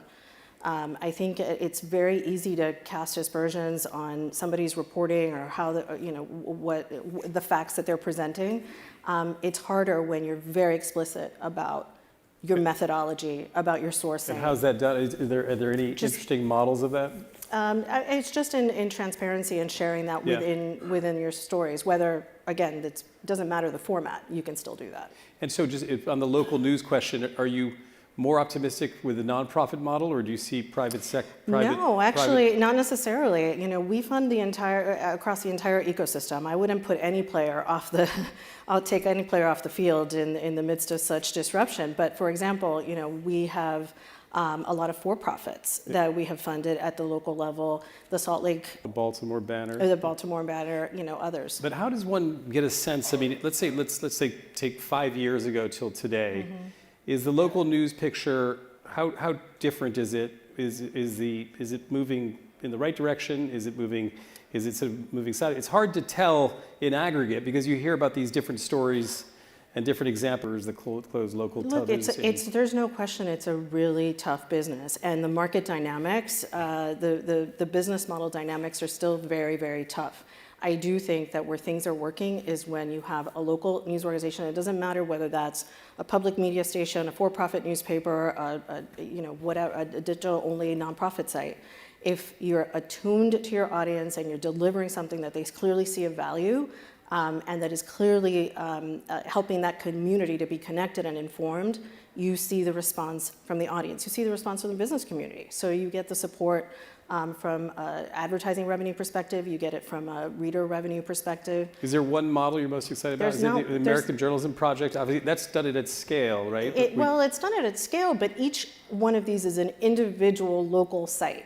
Yeah. Each one of these is still a relatively small business. Maybe explain the American Journalism Project just for a second. Yeah, so the American Journalism Project, and for most of you, it is a nonprofit that is actually based here in DC. And what they do is do a landscape analysis in different communities, identify where the market gap is, where the opportunities are, and either help to support an existing local player to grow, to scale, and or they will help to start a brand new nonprofit startup. And they've grown their portfolio. They're in many, many places across the country. And in aggregate, they are seeing absolute audience and revenue growth and profit growth, which is obviously important. That's great. So we have a lot of media leaders here, domestic and global. I'm just curious, since you see so many of these different examples, what if you could issue a challenge or a mandate to the media leaders speaking today here, what would it be? Well, we're talking trust in media, but we're having it most of the conversation from a very national perspective. And, I'm a big believer that we really have to bring it down to that local level. We have to support the local media ecosystem. We have to strengthen it. That is where we get back our trust in community, trust in each other, trust in institutions. And so it's not enough to have the conversations or to focus on a very national dialogue. And I think that that's one of the greatest, problems with the fact that we've lost so much of our local news media is that has left communities really dependent on a national perspective. And that is where you see, increased polarization, you see increased, a lack of local context in what's happening in the world, and I think that's really problematic. So are you optimistic about AI's role in local, or pessimistic about AI's role in local I'm not Models? pessimistic. I like embracing the power of new technologies to help bring, efficiencies, help us to do the work better, expand our, potentially revenue potential. Do we need absolute guardrails in that and ethical boundaries and all of that? Of course. But I do think that there's potential. Great. Well, listen, thank you so much for Absolutely. your partnership. Everybody, thank you to Marabel Perez Wadsworth from the Knight Foundation. Thank you.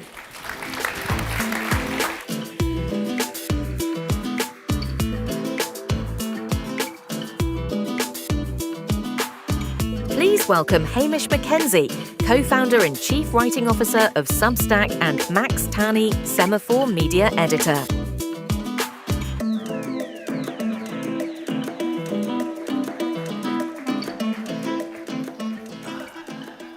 Paper clips. How's it going, Hamish? We're thrilled, of course, to have you here, Hamish, chief writing officer of Substack, co-founder. Substack has kind of, in my estimation, built itself in some ways in opposition to the legacy media. You know, you see these people who join, particularly people who used to be in legacy or mainstream media outlets. The first post on Substack is why I'm leaving the Washington Post and why I left Politico, and they're just torching the old places that they used to work. Sometimes very fairly effective method. Yeah, it is. It's good for getting subscribers. I guess the question that I have for you is, aren't you in some ways benefiting from the distrust in news and kind of in some ways amplifying some of that distrust in news? I don't think we're actually in opposition to traditional media. I think this is the start of something new, and it's allowing new voices in. And people are looking for new things to trust in a chaotic world. And Substack is a business model, essentially, that offers a different way. It's a new contribution to the general media ecosystem. If anything, we're in opposition to the attention economies, the platforms and the business models that hijack people's minds. And so while some people do come from traditional media and get started on Substack and benefit from the tailwinds of a big kind of ejection moment or protest moment, that's only a portion of what's going on in the overall ecosystem. I'm interested to hear you say that because, you know, one thing, I was at one of the release events that you did for the Notes app, which is kind of like a hybrid of Twitter and kind of old Facebook and also of Substack. It's very interesting. Twitter, but it doesn't drive you crazy. Yes, Twitter, but drives you a little bit less crazy. But I guess one of the questions that a lot of the Substack authors and publishers, people had for you there was, aren't you just basically rebuilding Twitter from, you know, first principles? Aren't you kind of reinventing a social media network? And also, is Substack becoming a social media network? I think Substack is social media. It's a place where you can publish and people can talk with you and talk to each other and send DMs and all of that. And in some regards, it looks like Twitter, it looks like Facebook, Instagram, and all that sort of stuff. But social media doesn't have to be maddening. It doesn't have to be terrible. I just think it has been for the last 10 years because it's been deeply embedded with this model that depends on everyone being addicted to their feeds. And I think what's different about Substack is not that it's a new social media platform that doesn't have a feed. It's the fuel that powers that whole system. I used to work at Tesla, and so I'm obsessed with this metaphor, but electric cars are completely different to gasoline-powered cars in terms of the user experience, how fast they can go, what it feels like to be in one of them, and also in terms of the externalities. There's less pollution from an electric car than a gasoline car. Even though they look the same on the outside, the powertrain is completely different. But I guess, like, how do you not fall prey then to the attention economy stuff that you say that you guys are very different than? You guys, you raised a lot of money, you have a big valuation. I mean, I would imagine that there's going to be some gravitational pull towards the same things that are driving these massive platforms like Instagram. It's a fundamentally different game. The things you have to do to win on Substack are totally different to the things you have to do to win on Instagram or Twitter, where the game, the rewards on those platforms go to the people who can kind of shout the most outrageously on a timeline or a news feed. In Substack, to win, you have to win the trust of a readership and then hold on to that trust over time. And so the more that you mislead or abuse that trust, the more you get punished. And so that different incentives model actually results in a completely different culture to those places. So do you think that the Substack model, which is, you know, support the people that you like, subscribe to them, I'm subscribed to like a dozen at least, does that kind of reinforce in some ways the siloed information ecosystem that is, you know, also kind of, you know, and I mean this respectfully, like tearing our society apart? I think the incentives are the things that the incentives of social media are the things that are tearing people apart. Like the charlatans get the biggest rewards on those other places. And so I don't think that what Substack is doing is siloing people in any greater way than social media. In fact, I think it's doing a better thing, which is giving you a way to be exposed to a range of views in a more moderate environment where people sort of defend themselves at length in long form and where nuance and trust can win. So no, I don't think that we're like reinforcing filter bubbles. I think we're offering a way for people to get outside of their local neighborhoods and not be terrified by what they confront. So the last time I interviewed you at another Semafor event about a year ago. Welcome back. Thank you. Yeah, it's a pleasure to be here. Much more comfortable seats this time. Yeah. I think so. You can lean back if you want to. We talked then about advertising and how you were thinking about it. You said, and you were you were upfront about this at the time, we may introduce ads, and it looks like you guys are moving towards that. What changed, and why did you move away from you? At first, I should give some other context. You didn't like ads. You kind of founded Substack saying we don't really like ads. What changed, and is it just that the advertising dollars are too alluring? I personally don't love ads. I think that for too long, the media players and the tech companies that have gone and built their own media instruments have defaulted to ads as the main funding model. But I do think there is a difference between sponsorships like old Microsoft and Knight Foundation here. We love that. Where there can be alignment between the sponsor and the publisher and the audience that doesn't break that audience first model. And that is something that's what we're experimenting with. We're not experimenting with programmatic advertising. We're not experimenting with ads in the feed. We're experimenting with a sponsorship system that will give more power, more control, and more money to the creators. Can you share a little bit more about that? Because I'm curious, what does that look like? Who is setting up the partnerships? Is that you guys? Who's benefiting from them?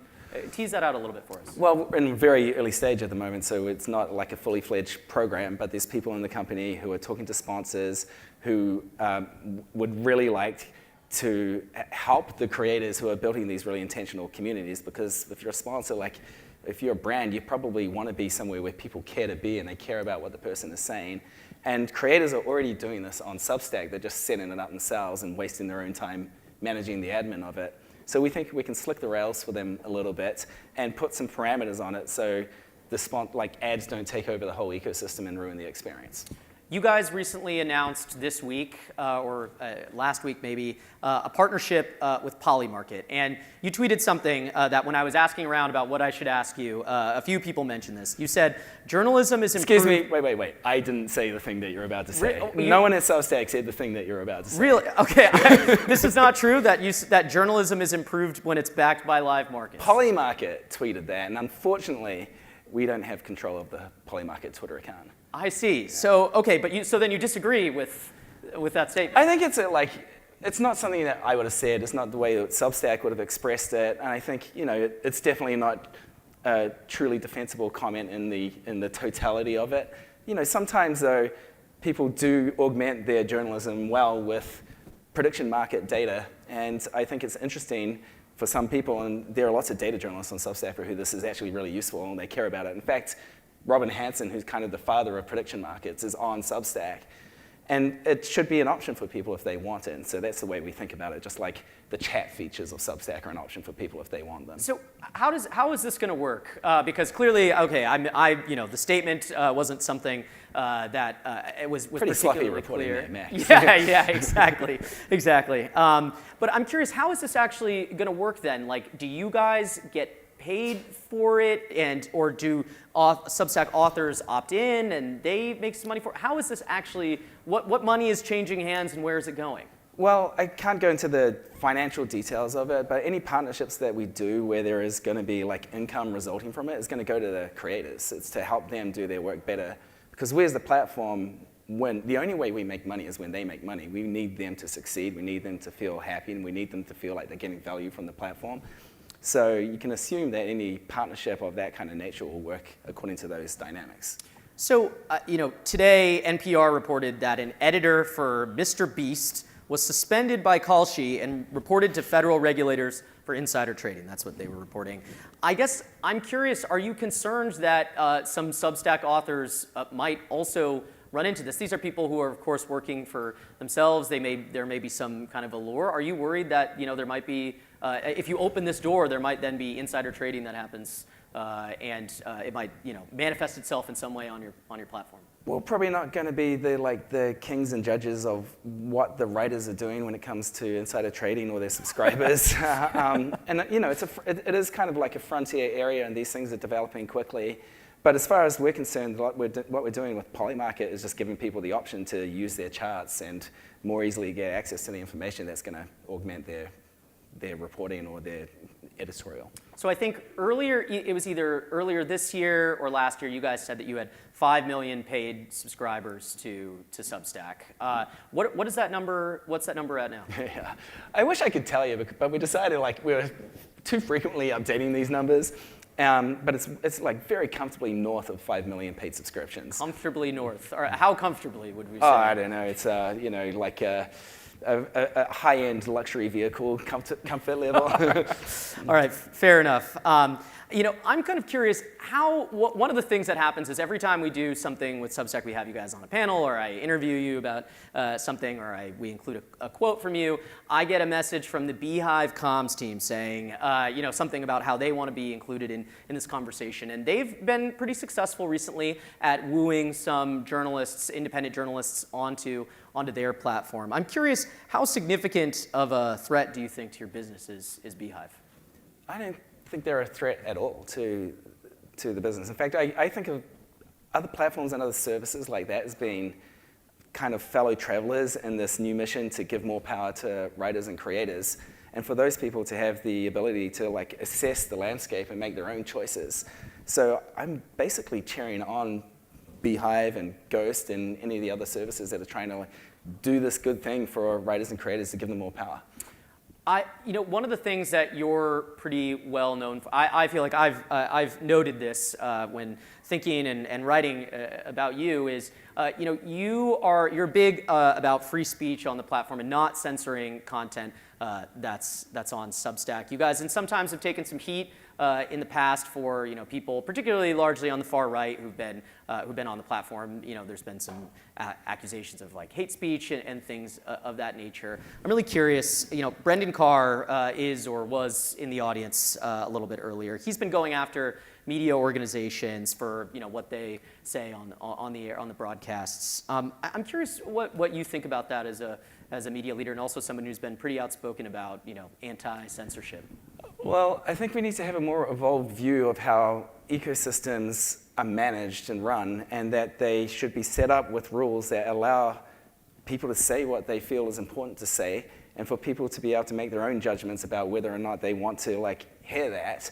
And I think what we've been stuck with over the last 10 years are these dominant major media platforms, Twitter, Facebook, Instagram, LinkedIn, the likes, who are trapped by their business models because their business models reward the sensationalist, extremist type of activities and behaviors, but then have to try and fix a problem with a different problem, which is a massive content moderation apparatus that consistently oversteps and doesn't seem to be doing much to solve the problems that it purports to solve.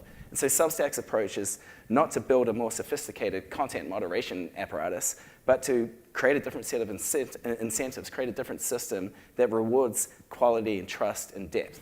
So you just announced yesterday or earlier this week that you are writing a book about how to save media. Appreciate it's that, very well. It's a question that's relevant to the topic of this event here. How is media to be saved in your estimation? Or are you saving that for the book? I'll say I do need to write the book. But the answer is basically going to be down to infrastructure and incentives. And we're in this moment of infrastructure change now. Where the traditional media era that was built before the internet arrived is operated on different principles and what makes sense today. And then the internet arrived and tech companies came in and built this first other model for media, which is based on aggregation and hacking people's attention. And so a new era needs to be built with infrastructure that facilitates direct relationships and then backs those direct relationships up with network effects so that people can have ownership and growth from internet powers instead of one or the other, which is a choice that we've been forced to make up until Substack arrived. Well, Hamish, we're out of time, but thank you so much for joining us. Thank you. Great. Yeah. Cheers. I'll grab some of these.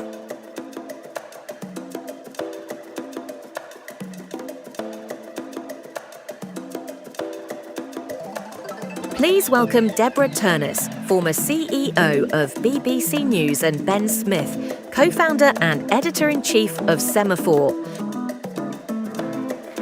Wow, that's a lot more applause than Brendan Carr got. Sorry, Brendan. So, Deborah, you've had a couple of the biggest jobs in television, president of NBC News and of the BBC, but we first met when you were at NBC News, I believe, unhappy about a story, but that's another. And you were at BuzzFeed. Yeah, and she called to yell at me. It's great. You always got to stand up for your people. But we've become friends, and But your first entry into American media was you were a young producer for ITN in the 1990s here in Washington, and I'm curious, in your estimation, has American media, American television got better or worse since then? Oh, good question. Yeah, so I was here in the Clinton White House years, living in DC. I always think DC gets a bad rap, but actually it's a fantastic place to live.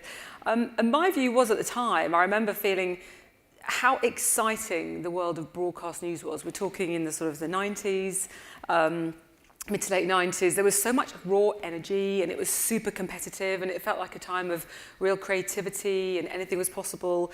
Whereas I thought that the sort of the print industry was incredibly like stolid and staid and stodgy, and it was as much as you could do to plow through a Wall Street Journal headline with all the sub clauses. And I was like, that's not news.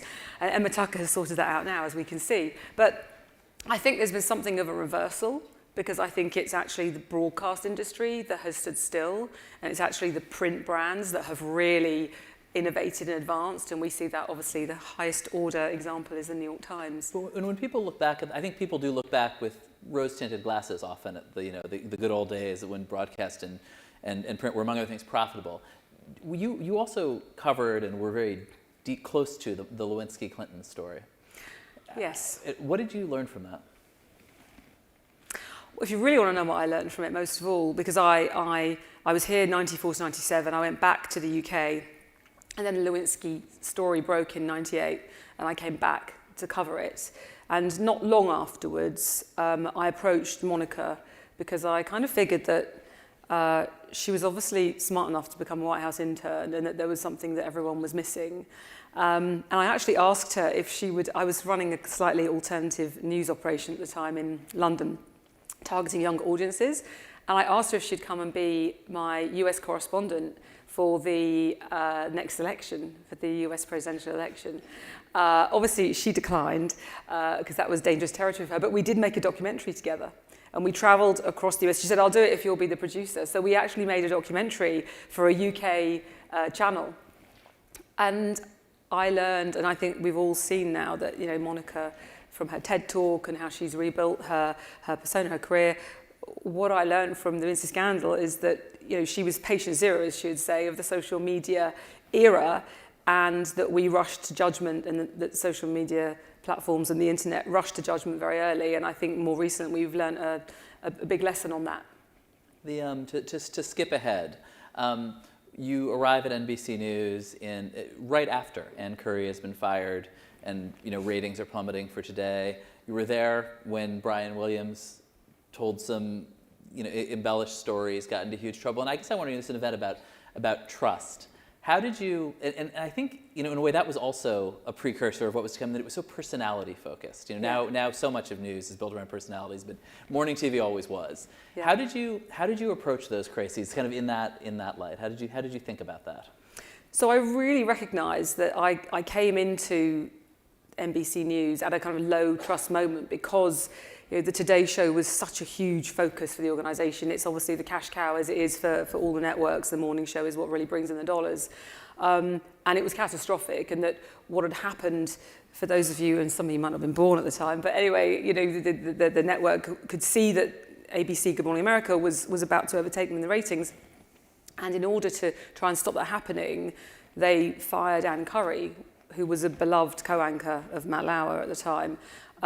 And the way that it was done offended the audience so deeply that they actually went to number 2 because of what happened and because of the way they did it. And from that moment on, they seemed to be in a kind of a spiral. And they were chasing GMA's audience and trying to do what they were doing, and it just wasn't working. Because actually, if you ask the audience, which is the first thing I did when I came in, I went, and had a brilliant head of marketing, and we went and did really brilliant audience research, which I have to do everywhere I go, and everyone has to do it, right? You've got to really understand your audience. And they told us what the problem was, and they told us what they wanted. And what they wanted, I remember distinctly, was 3 things from the Today Show and from NBC. Substance, journalism. They wanted proper journalism. They didn't want them to be chasing more of the editorial agenda that you would find on Good Morning America, which was a bit more entertainment-led, it was a bit more crime-led, that was good for their audience. But chasing that was the wrong thing. They wanted substance, they wanted connection. So they wanted to really have an emotional relationship with the show, and that had been kind of ruptured by what had happened with Matt and Anne. And then they wanted uplift. And I think that's I love this news market, because I think people unashamedly want uplift. We want to be. That's what we're here for today. Yeah, substance, connection, and uplift. And Brian Williams. I mean, I was just rereading a long Vanity Fair piece from the time that described you, I think not even really as criticism, as beleaguered. In the that was one of the most common news adjectives, but other presidents of news have also had that. It's a kind of a common adjective. Yeah, exactly. Yeah. Is there anything that you sort of think, do you see that episode differently now, the Brian Williams episode, than you did then? Is there anything you've sort of reevaluated? I mean, it was really hard because you got, it was about a year into my tenure, and Nightly News had been going to number 2, and we'd actually turned around all the arrows, and it was actually back in growth. So we were number 1 in the demo, so Brian was really at the top of his game. We just renewed him for a further 10 years, I think, or something crazy, because the ratings were good and everything felt really good momentum. And then this happened, then this story broke that started to kind of pull back the layers and reveal that Brian had been, he'd been creative in his memories of some of the news stories he'd covered. And it wasn't on my watch, it was on under previous leaders of news, but it was devastating. And I think in that moment, there were discussions as to whether or not Brian could continue in any form, or whether there was a way to kind of revive him. I felt I was really concerned that it would have an impact on the brand of NBC News. I mean, it did.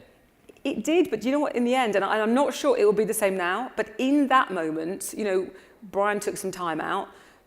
Lester Holt became the anchor of Nightly News, which was a brilliant move, because he was so, really beloved, and he was the right person at the right time.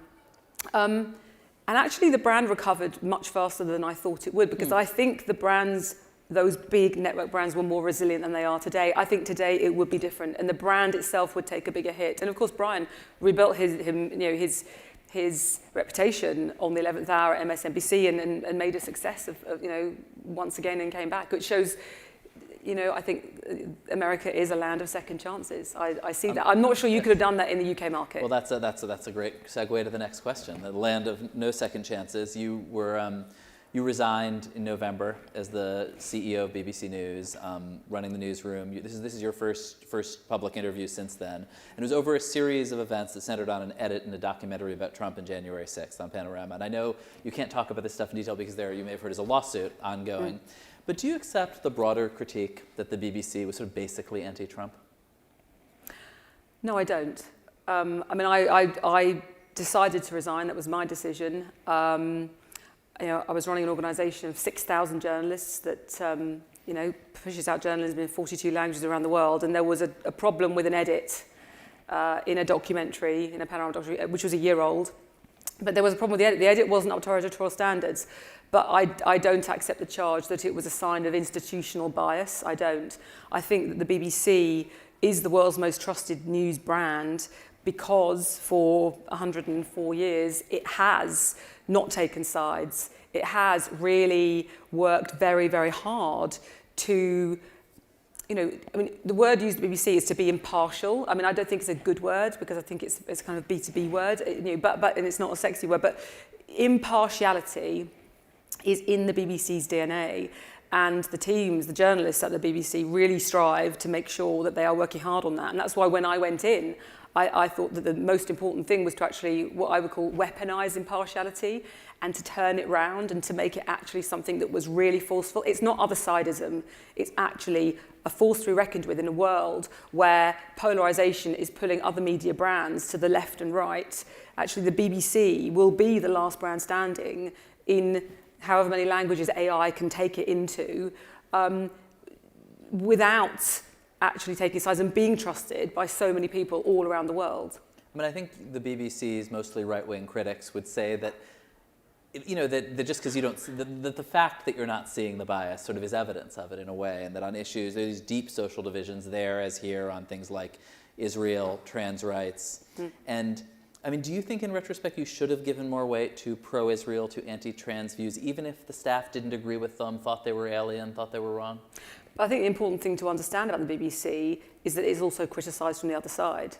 And in fact, on Israel-Gaza, there is more criticism of the BBC being, you know, pro-Israeli. Yeah. And so you have to see it in the round. It doesn't mean to say that if everyone's complaining, you must be getting something right. But what it says is we live in a polarized world. And so, no, I really do believe, and I think there are certain issues where you really have to, being transparent here. Do I think that the BBC newsrooms would, in percentage terms, vote the same way as the Nation right now in the UK in terms of the Reform Party, which is quite an extreme conservative movement, very anti-immigration, etc. They are really gathering steam. Do I think that the newsrooms are in lockstep with that rapid, sudden social change? No, I don't. What that means is you've got to work even harder to maintain that impartiality, and you've got to intervene in ways, so like BBC Verify that we launched. BBC Verify is a brilliant, radically transparent tool which is heavily branded. It's on all of the BBC's platforms, and it's where you pull back the curtain on the journalism and you explain how you reached that conclusion, where that data came from, how the journalism was done. It's on social platforms, it's on the BBC's platforms, and it's a way of saying we've got nothing to hide and we're working really hard and we don't mind you seeing our workings. In fact, we want you to see our workings. But for example, on immigration, I think you know, which is one of the hottest topics everywhere, isn't it? You have to very consciously weigh and measure the editorial content.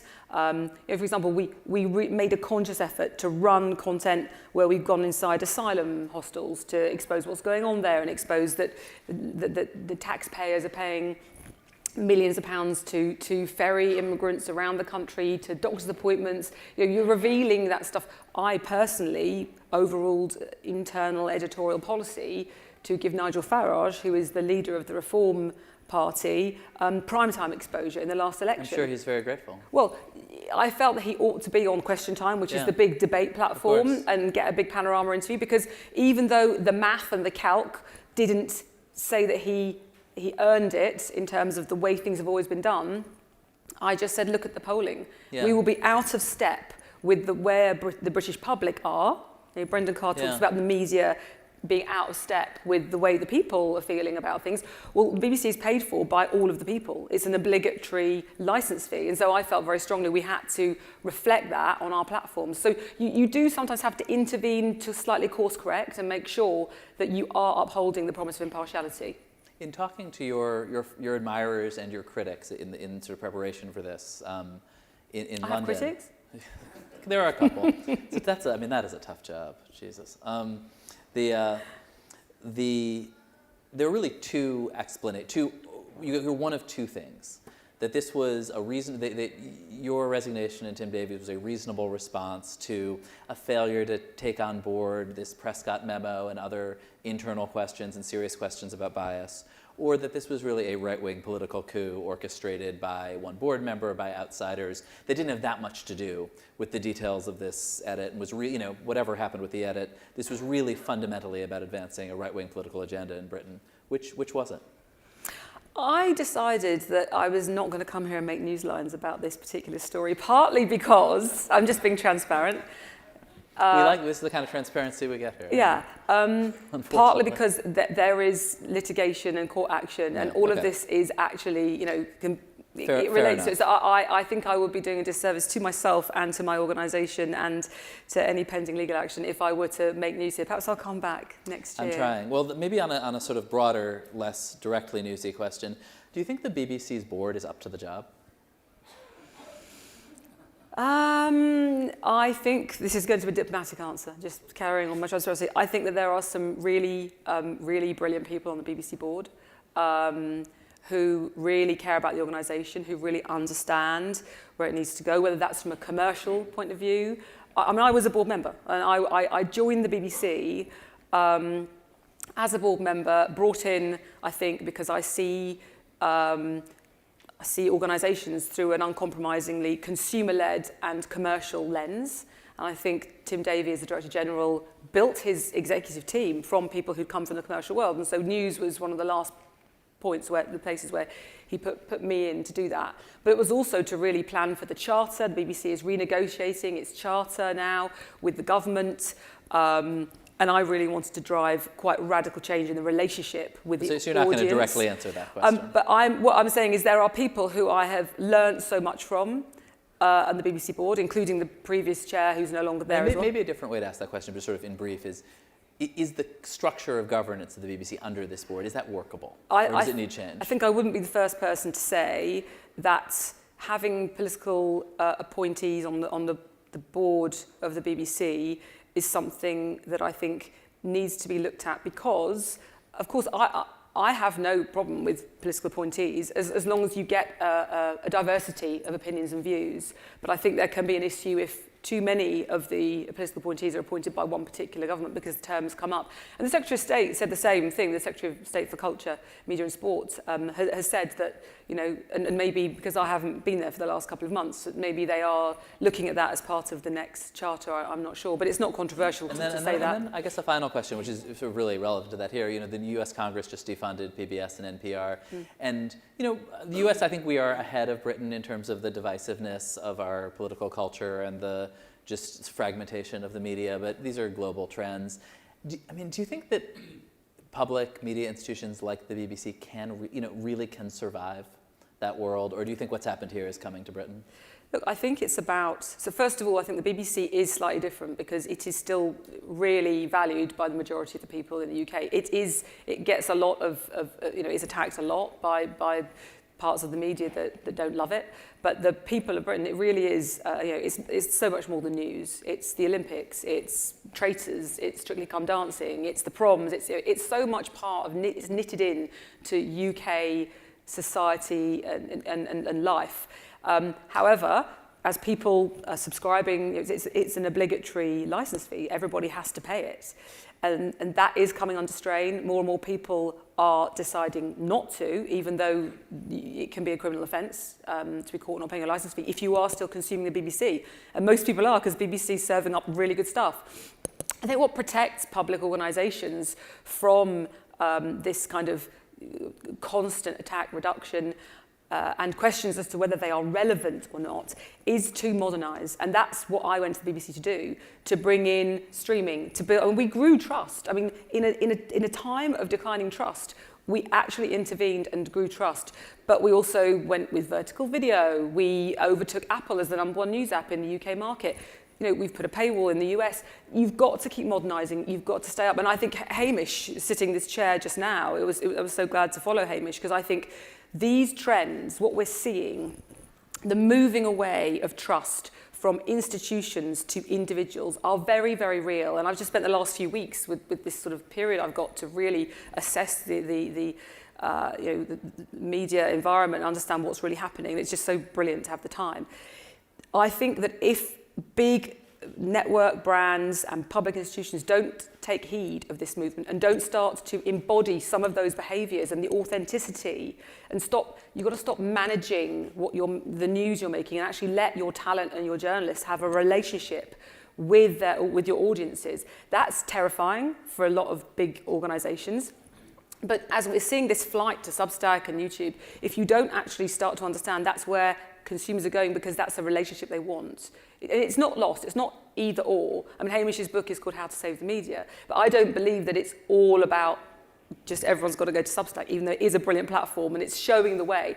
I think the BBC or NBC or any organisation needs to understand where consumers are and invest the time just to think about it and work out how they can also sort of mirror some of those new social behaviours, because they're needs and they won't go away. All right, well, thank you so much, Deborah. Thank you. Thanks for taking the time. Thank you. Thank you, everybody.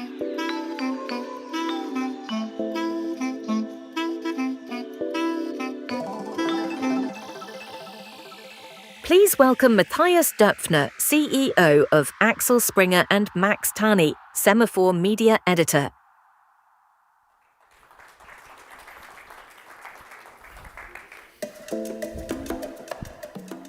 Matias, thank you so much for being here. I know that you are here specifically for this event, which we really appreciate, but you also tacked on some other meetings to this trip, such as a meeting with White House Chief of Staff Susie Wiles today. I'm kind of curious, what did you guys talk about in this meeting?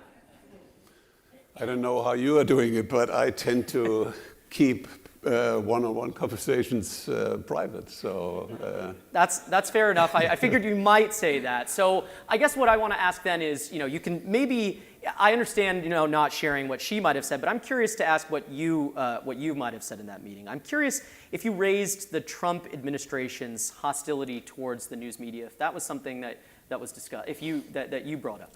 You are a great journalist, and your efforts to convince me to share something with you are psychologically very impressive, but it's not going to work.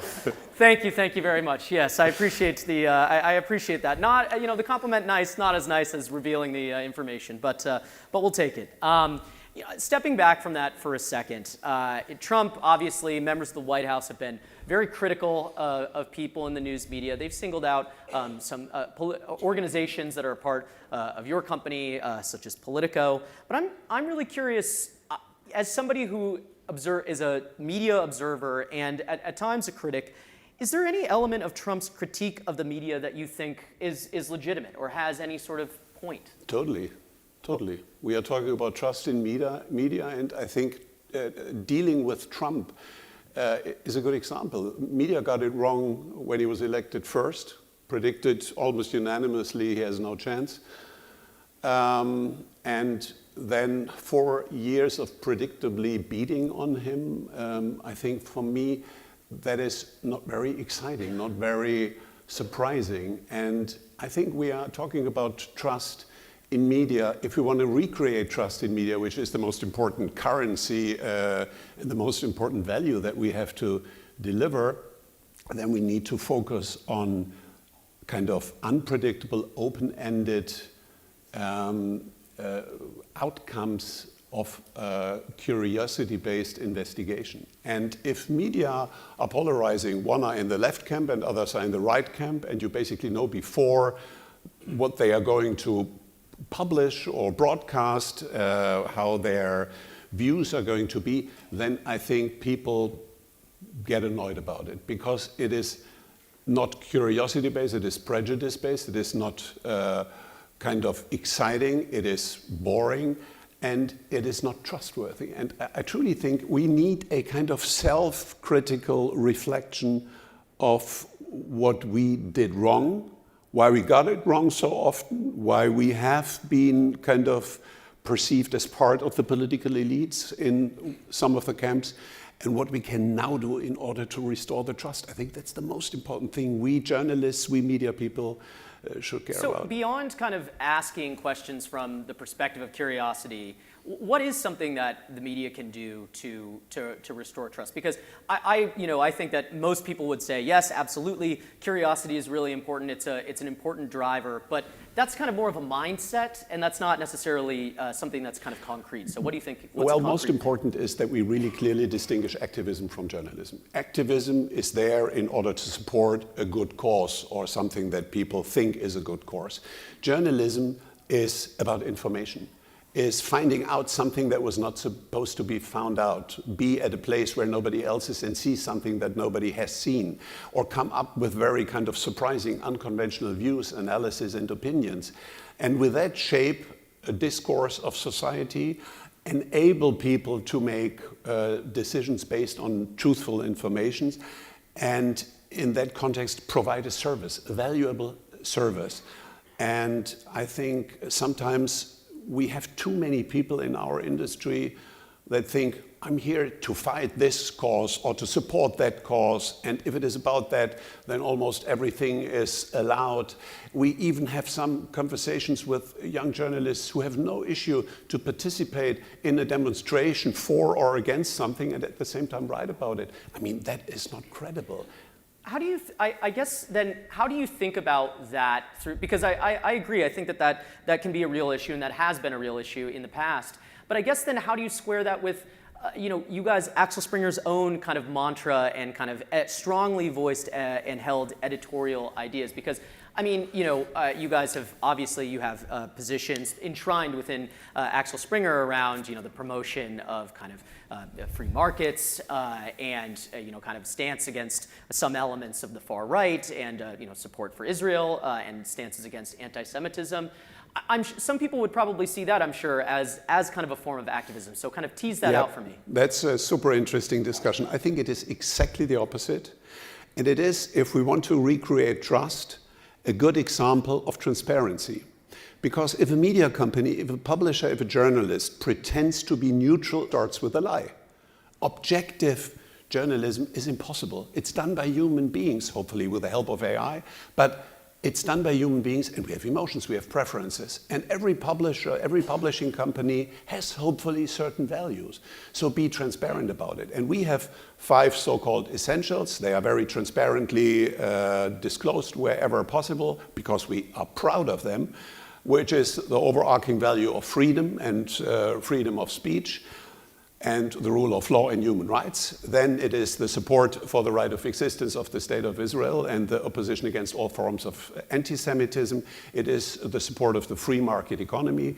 It is the solidarity with the United States of America and their free values. And it is the fight against all forms of political and religious extremism. That's our constitution. Those are our values. It's not party political. It's not about supporting certain people. If you're supporting the right of existence of Israel or the transatlantic alliance, it does not mean that you have to support this or that government. On the contrary, criticism is needed. Criticism is the basis of all that, but within a framework of societal values which we transparently disclose. I think that does not limit our editorial freedom and the freedom of opinions and speech of our journalists. On the opposite, it is very transparently and honestly just disclosing what are our fundamental values, and in that framework, people can operate. I want to ask you some questions about Axel Springer and some of the media brands within it specifically. When I talk to some American media executives, they're interested in you, and I think a lot of people give you credit for at a time that many media CEOs and leaders are kind of running away from news or trying to put some distance. You're running towards it, which I think is interesting and it's different. There is this kind of cultural critique that's come up of Axel Springer. It's been written about a few times. There is kind of this. There are a few people who have worked for you who've been accused of misconduct or misbehavior in the workplace, particularly in Germany. I'm kind of curious. What should Americans think about Axel Springer when they've seen these stories that have been written somewhat recently in the New York Times and other places? Most importantly, the company, which was founded in 1946, right after the Second World War, in the ruins of the World War and after the Holocaust, had one overarching goal of Axel Springer, and that is reestablish freedom as the basis for an open society model. And that is a vision that I share. I fully subscribe. I worked for 20 years as a journalist. Axel Springer was a journalist before he launched the company. I worked as a journalist before I became CEO for more than 2 decades. And I still, by the way, consider myself as a journalist. If I'm checking in a hotel and they ask me what's the job, I have to write that down. I always write journalism. Journalist, CEO is a function. A journalist is a profession. And so I think in contrast to a lot of other media companies, we are journalistically driven. We believe in the future of journalism. I have just recently, after that split with KKR, put all my eggs into the basket of journalism. So if I'm telling people that I believe in the future of journalism, I mean it because I have really delivered with this decision, and in a way, everything is at risk if that bet goes wrong. So there is this intrinsic journalistic culture. And that journalistic culture also leads to a culture of, you could say, straightforwardness. We are very open. We are discussing if we have different views. If Friede Springer, the widow of the founder, disagrees with something, with an article, she says it straight away into the face of the writer. The good thing is, in our culture, the journalist knows that it has zero consequence. Yeah. We take pride in the fact that so many people in our company do not write what she or I or other people in the top leadership think is right. It's about the idea of journalistic freedom. It's an anti-authoritarian culture. It's very important. Yeah. Matias, I want to ask you about a different job that you have. You're on the board of Netflix, which is, I'm sure, always a pretty interesting role, but very much so at the moment. Susan Rice, who's also on the board, basically said this week on a podcast that when Democrats are back in power, organizations and companies that caved to Trump should be held accountable. And I'm curious if you agree with her. Who should be accountable? Can you say it again? I just Susan Rice was who's on the Netflix board. Yeah, also, I know her. yeah, exactly. You've been to some meetings, maybe. Yeah. She was on a podcast recently with Preet Bharara, and she said essentially that organizations and companies that caved to Trump should be held accountable by when Democrats come back into power. Trump tweeted about this, and he basically said that Susan Rice should resign from the board. And I'm curious if you agree with her. Okay, but you will understand that being a member of the board, I think it's not appropriate to make public comments on that. Really, please understand. Got it. I'm curious, you're reportedly bidding for the Telegraph, which is another thing that I understand you can't speak that much about. But one of the partners in that deal, Jeremy Hoskins, funds the UK's populist right-wing Reclaim Party, which is kind of the AFD's equivalent in the UK. And I'm curious how you think, how does interest in the Telegraph and in that partnership fit within kind of some of what you've expressed, the editorial ideas that you were expressing and mantra that you were expressing before about kind of skepticism of these kind of extreme far-right parties? We have a very clear stance. We are a centrist. We are a believer in centrist politics. We think that freedom of speech and freedom of expression is a fundament of that. So we should not narrow the corridor of public discussions. We should widen it. But when certain red lines are crossed and when things get just driven by hate or discrimination or simple solutions that are too simple in order to solve problems of our times, then I think that is not in line with our values. But we are not politicians, we are journalists. We write about it, and that's why we speak to left-wing extremists, we speak to right-wing extremists. But I think the company has a very, very credible track record in being supportive of centrist political forces wherever in the world. And by the way, that's one of the reasons why we do not operate in countries where the freedom of expression, freedom of media, and the rule of law and human rights do not exist. So that means concretely we do not invest in non-democratic countries, and we always say our goal is to be the leading AI-empowered digital publisher in the free world, and we would not invest in China, for example, or in other non-democratic countries. So part of what the Washington Post wants to do, Matt Murray was up here earlier, is to kind of reclaim some of the space that they have ceded or lost to Politico, to you guys. You've worked for a billionaire. You are a billionaire now. So you've worked for a billionaire in media. You are now a billionaire in media. I'm curious what your advice is for whoever ends up being the new publisher, working for one of the richest men in the world. What would you do, I guess, in that position? I think the most important thing is that media are owned by people who want to make money with journalism. If media become a recipient of a charity, a philanthropic activity, or worse, the trophy of an oligarch, then I think we are in trouble. We believe in the future of journalism, but only if journalism remains an intact business model. I'm personally very bullish about it, particularly because of the opportunities that AI provide. By the way, I find it remarkable that in this conference so far AI didn't play a role. Perhaps we can change that, because I think it is the biggest topic that we have to deal with. But however you do it, you should believe in it as a business model. And so that would be my advice. Be profitable, be successful financially, and make sure that that is the motivation that your shareholders and the whole team share. Well, we definitely want to ask about AI, but unfortunately we're out of time. We'll have to have you back next year and to talk about that. So we really appreciate it, Matias. Thank you so much. Thank you.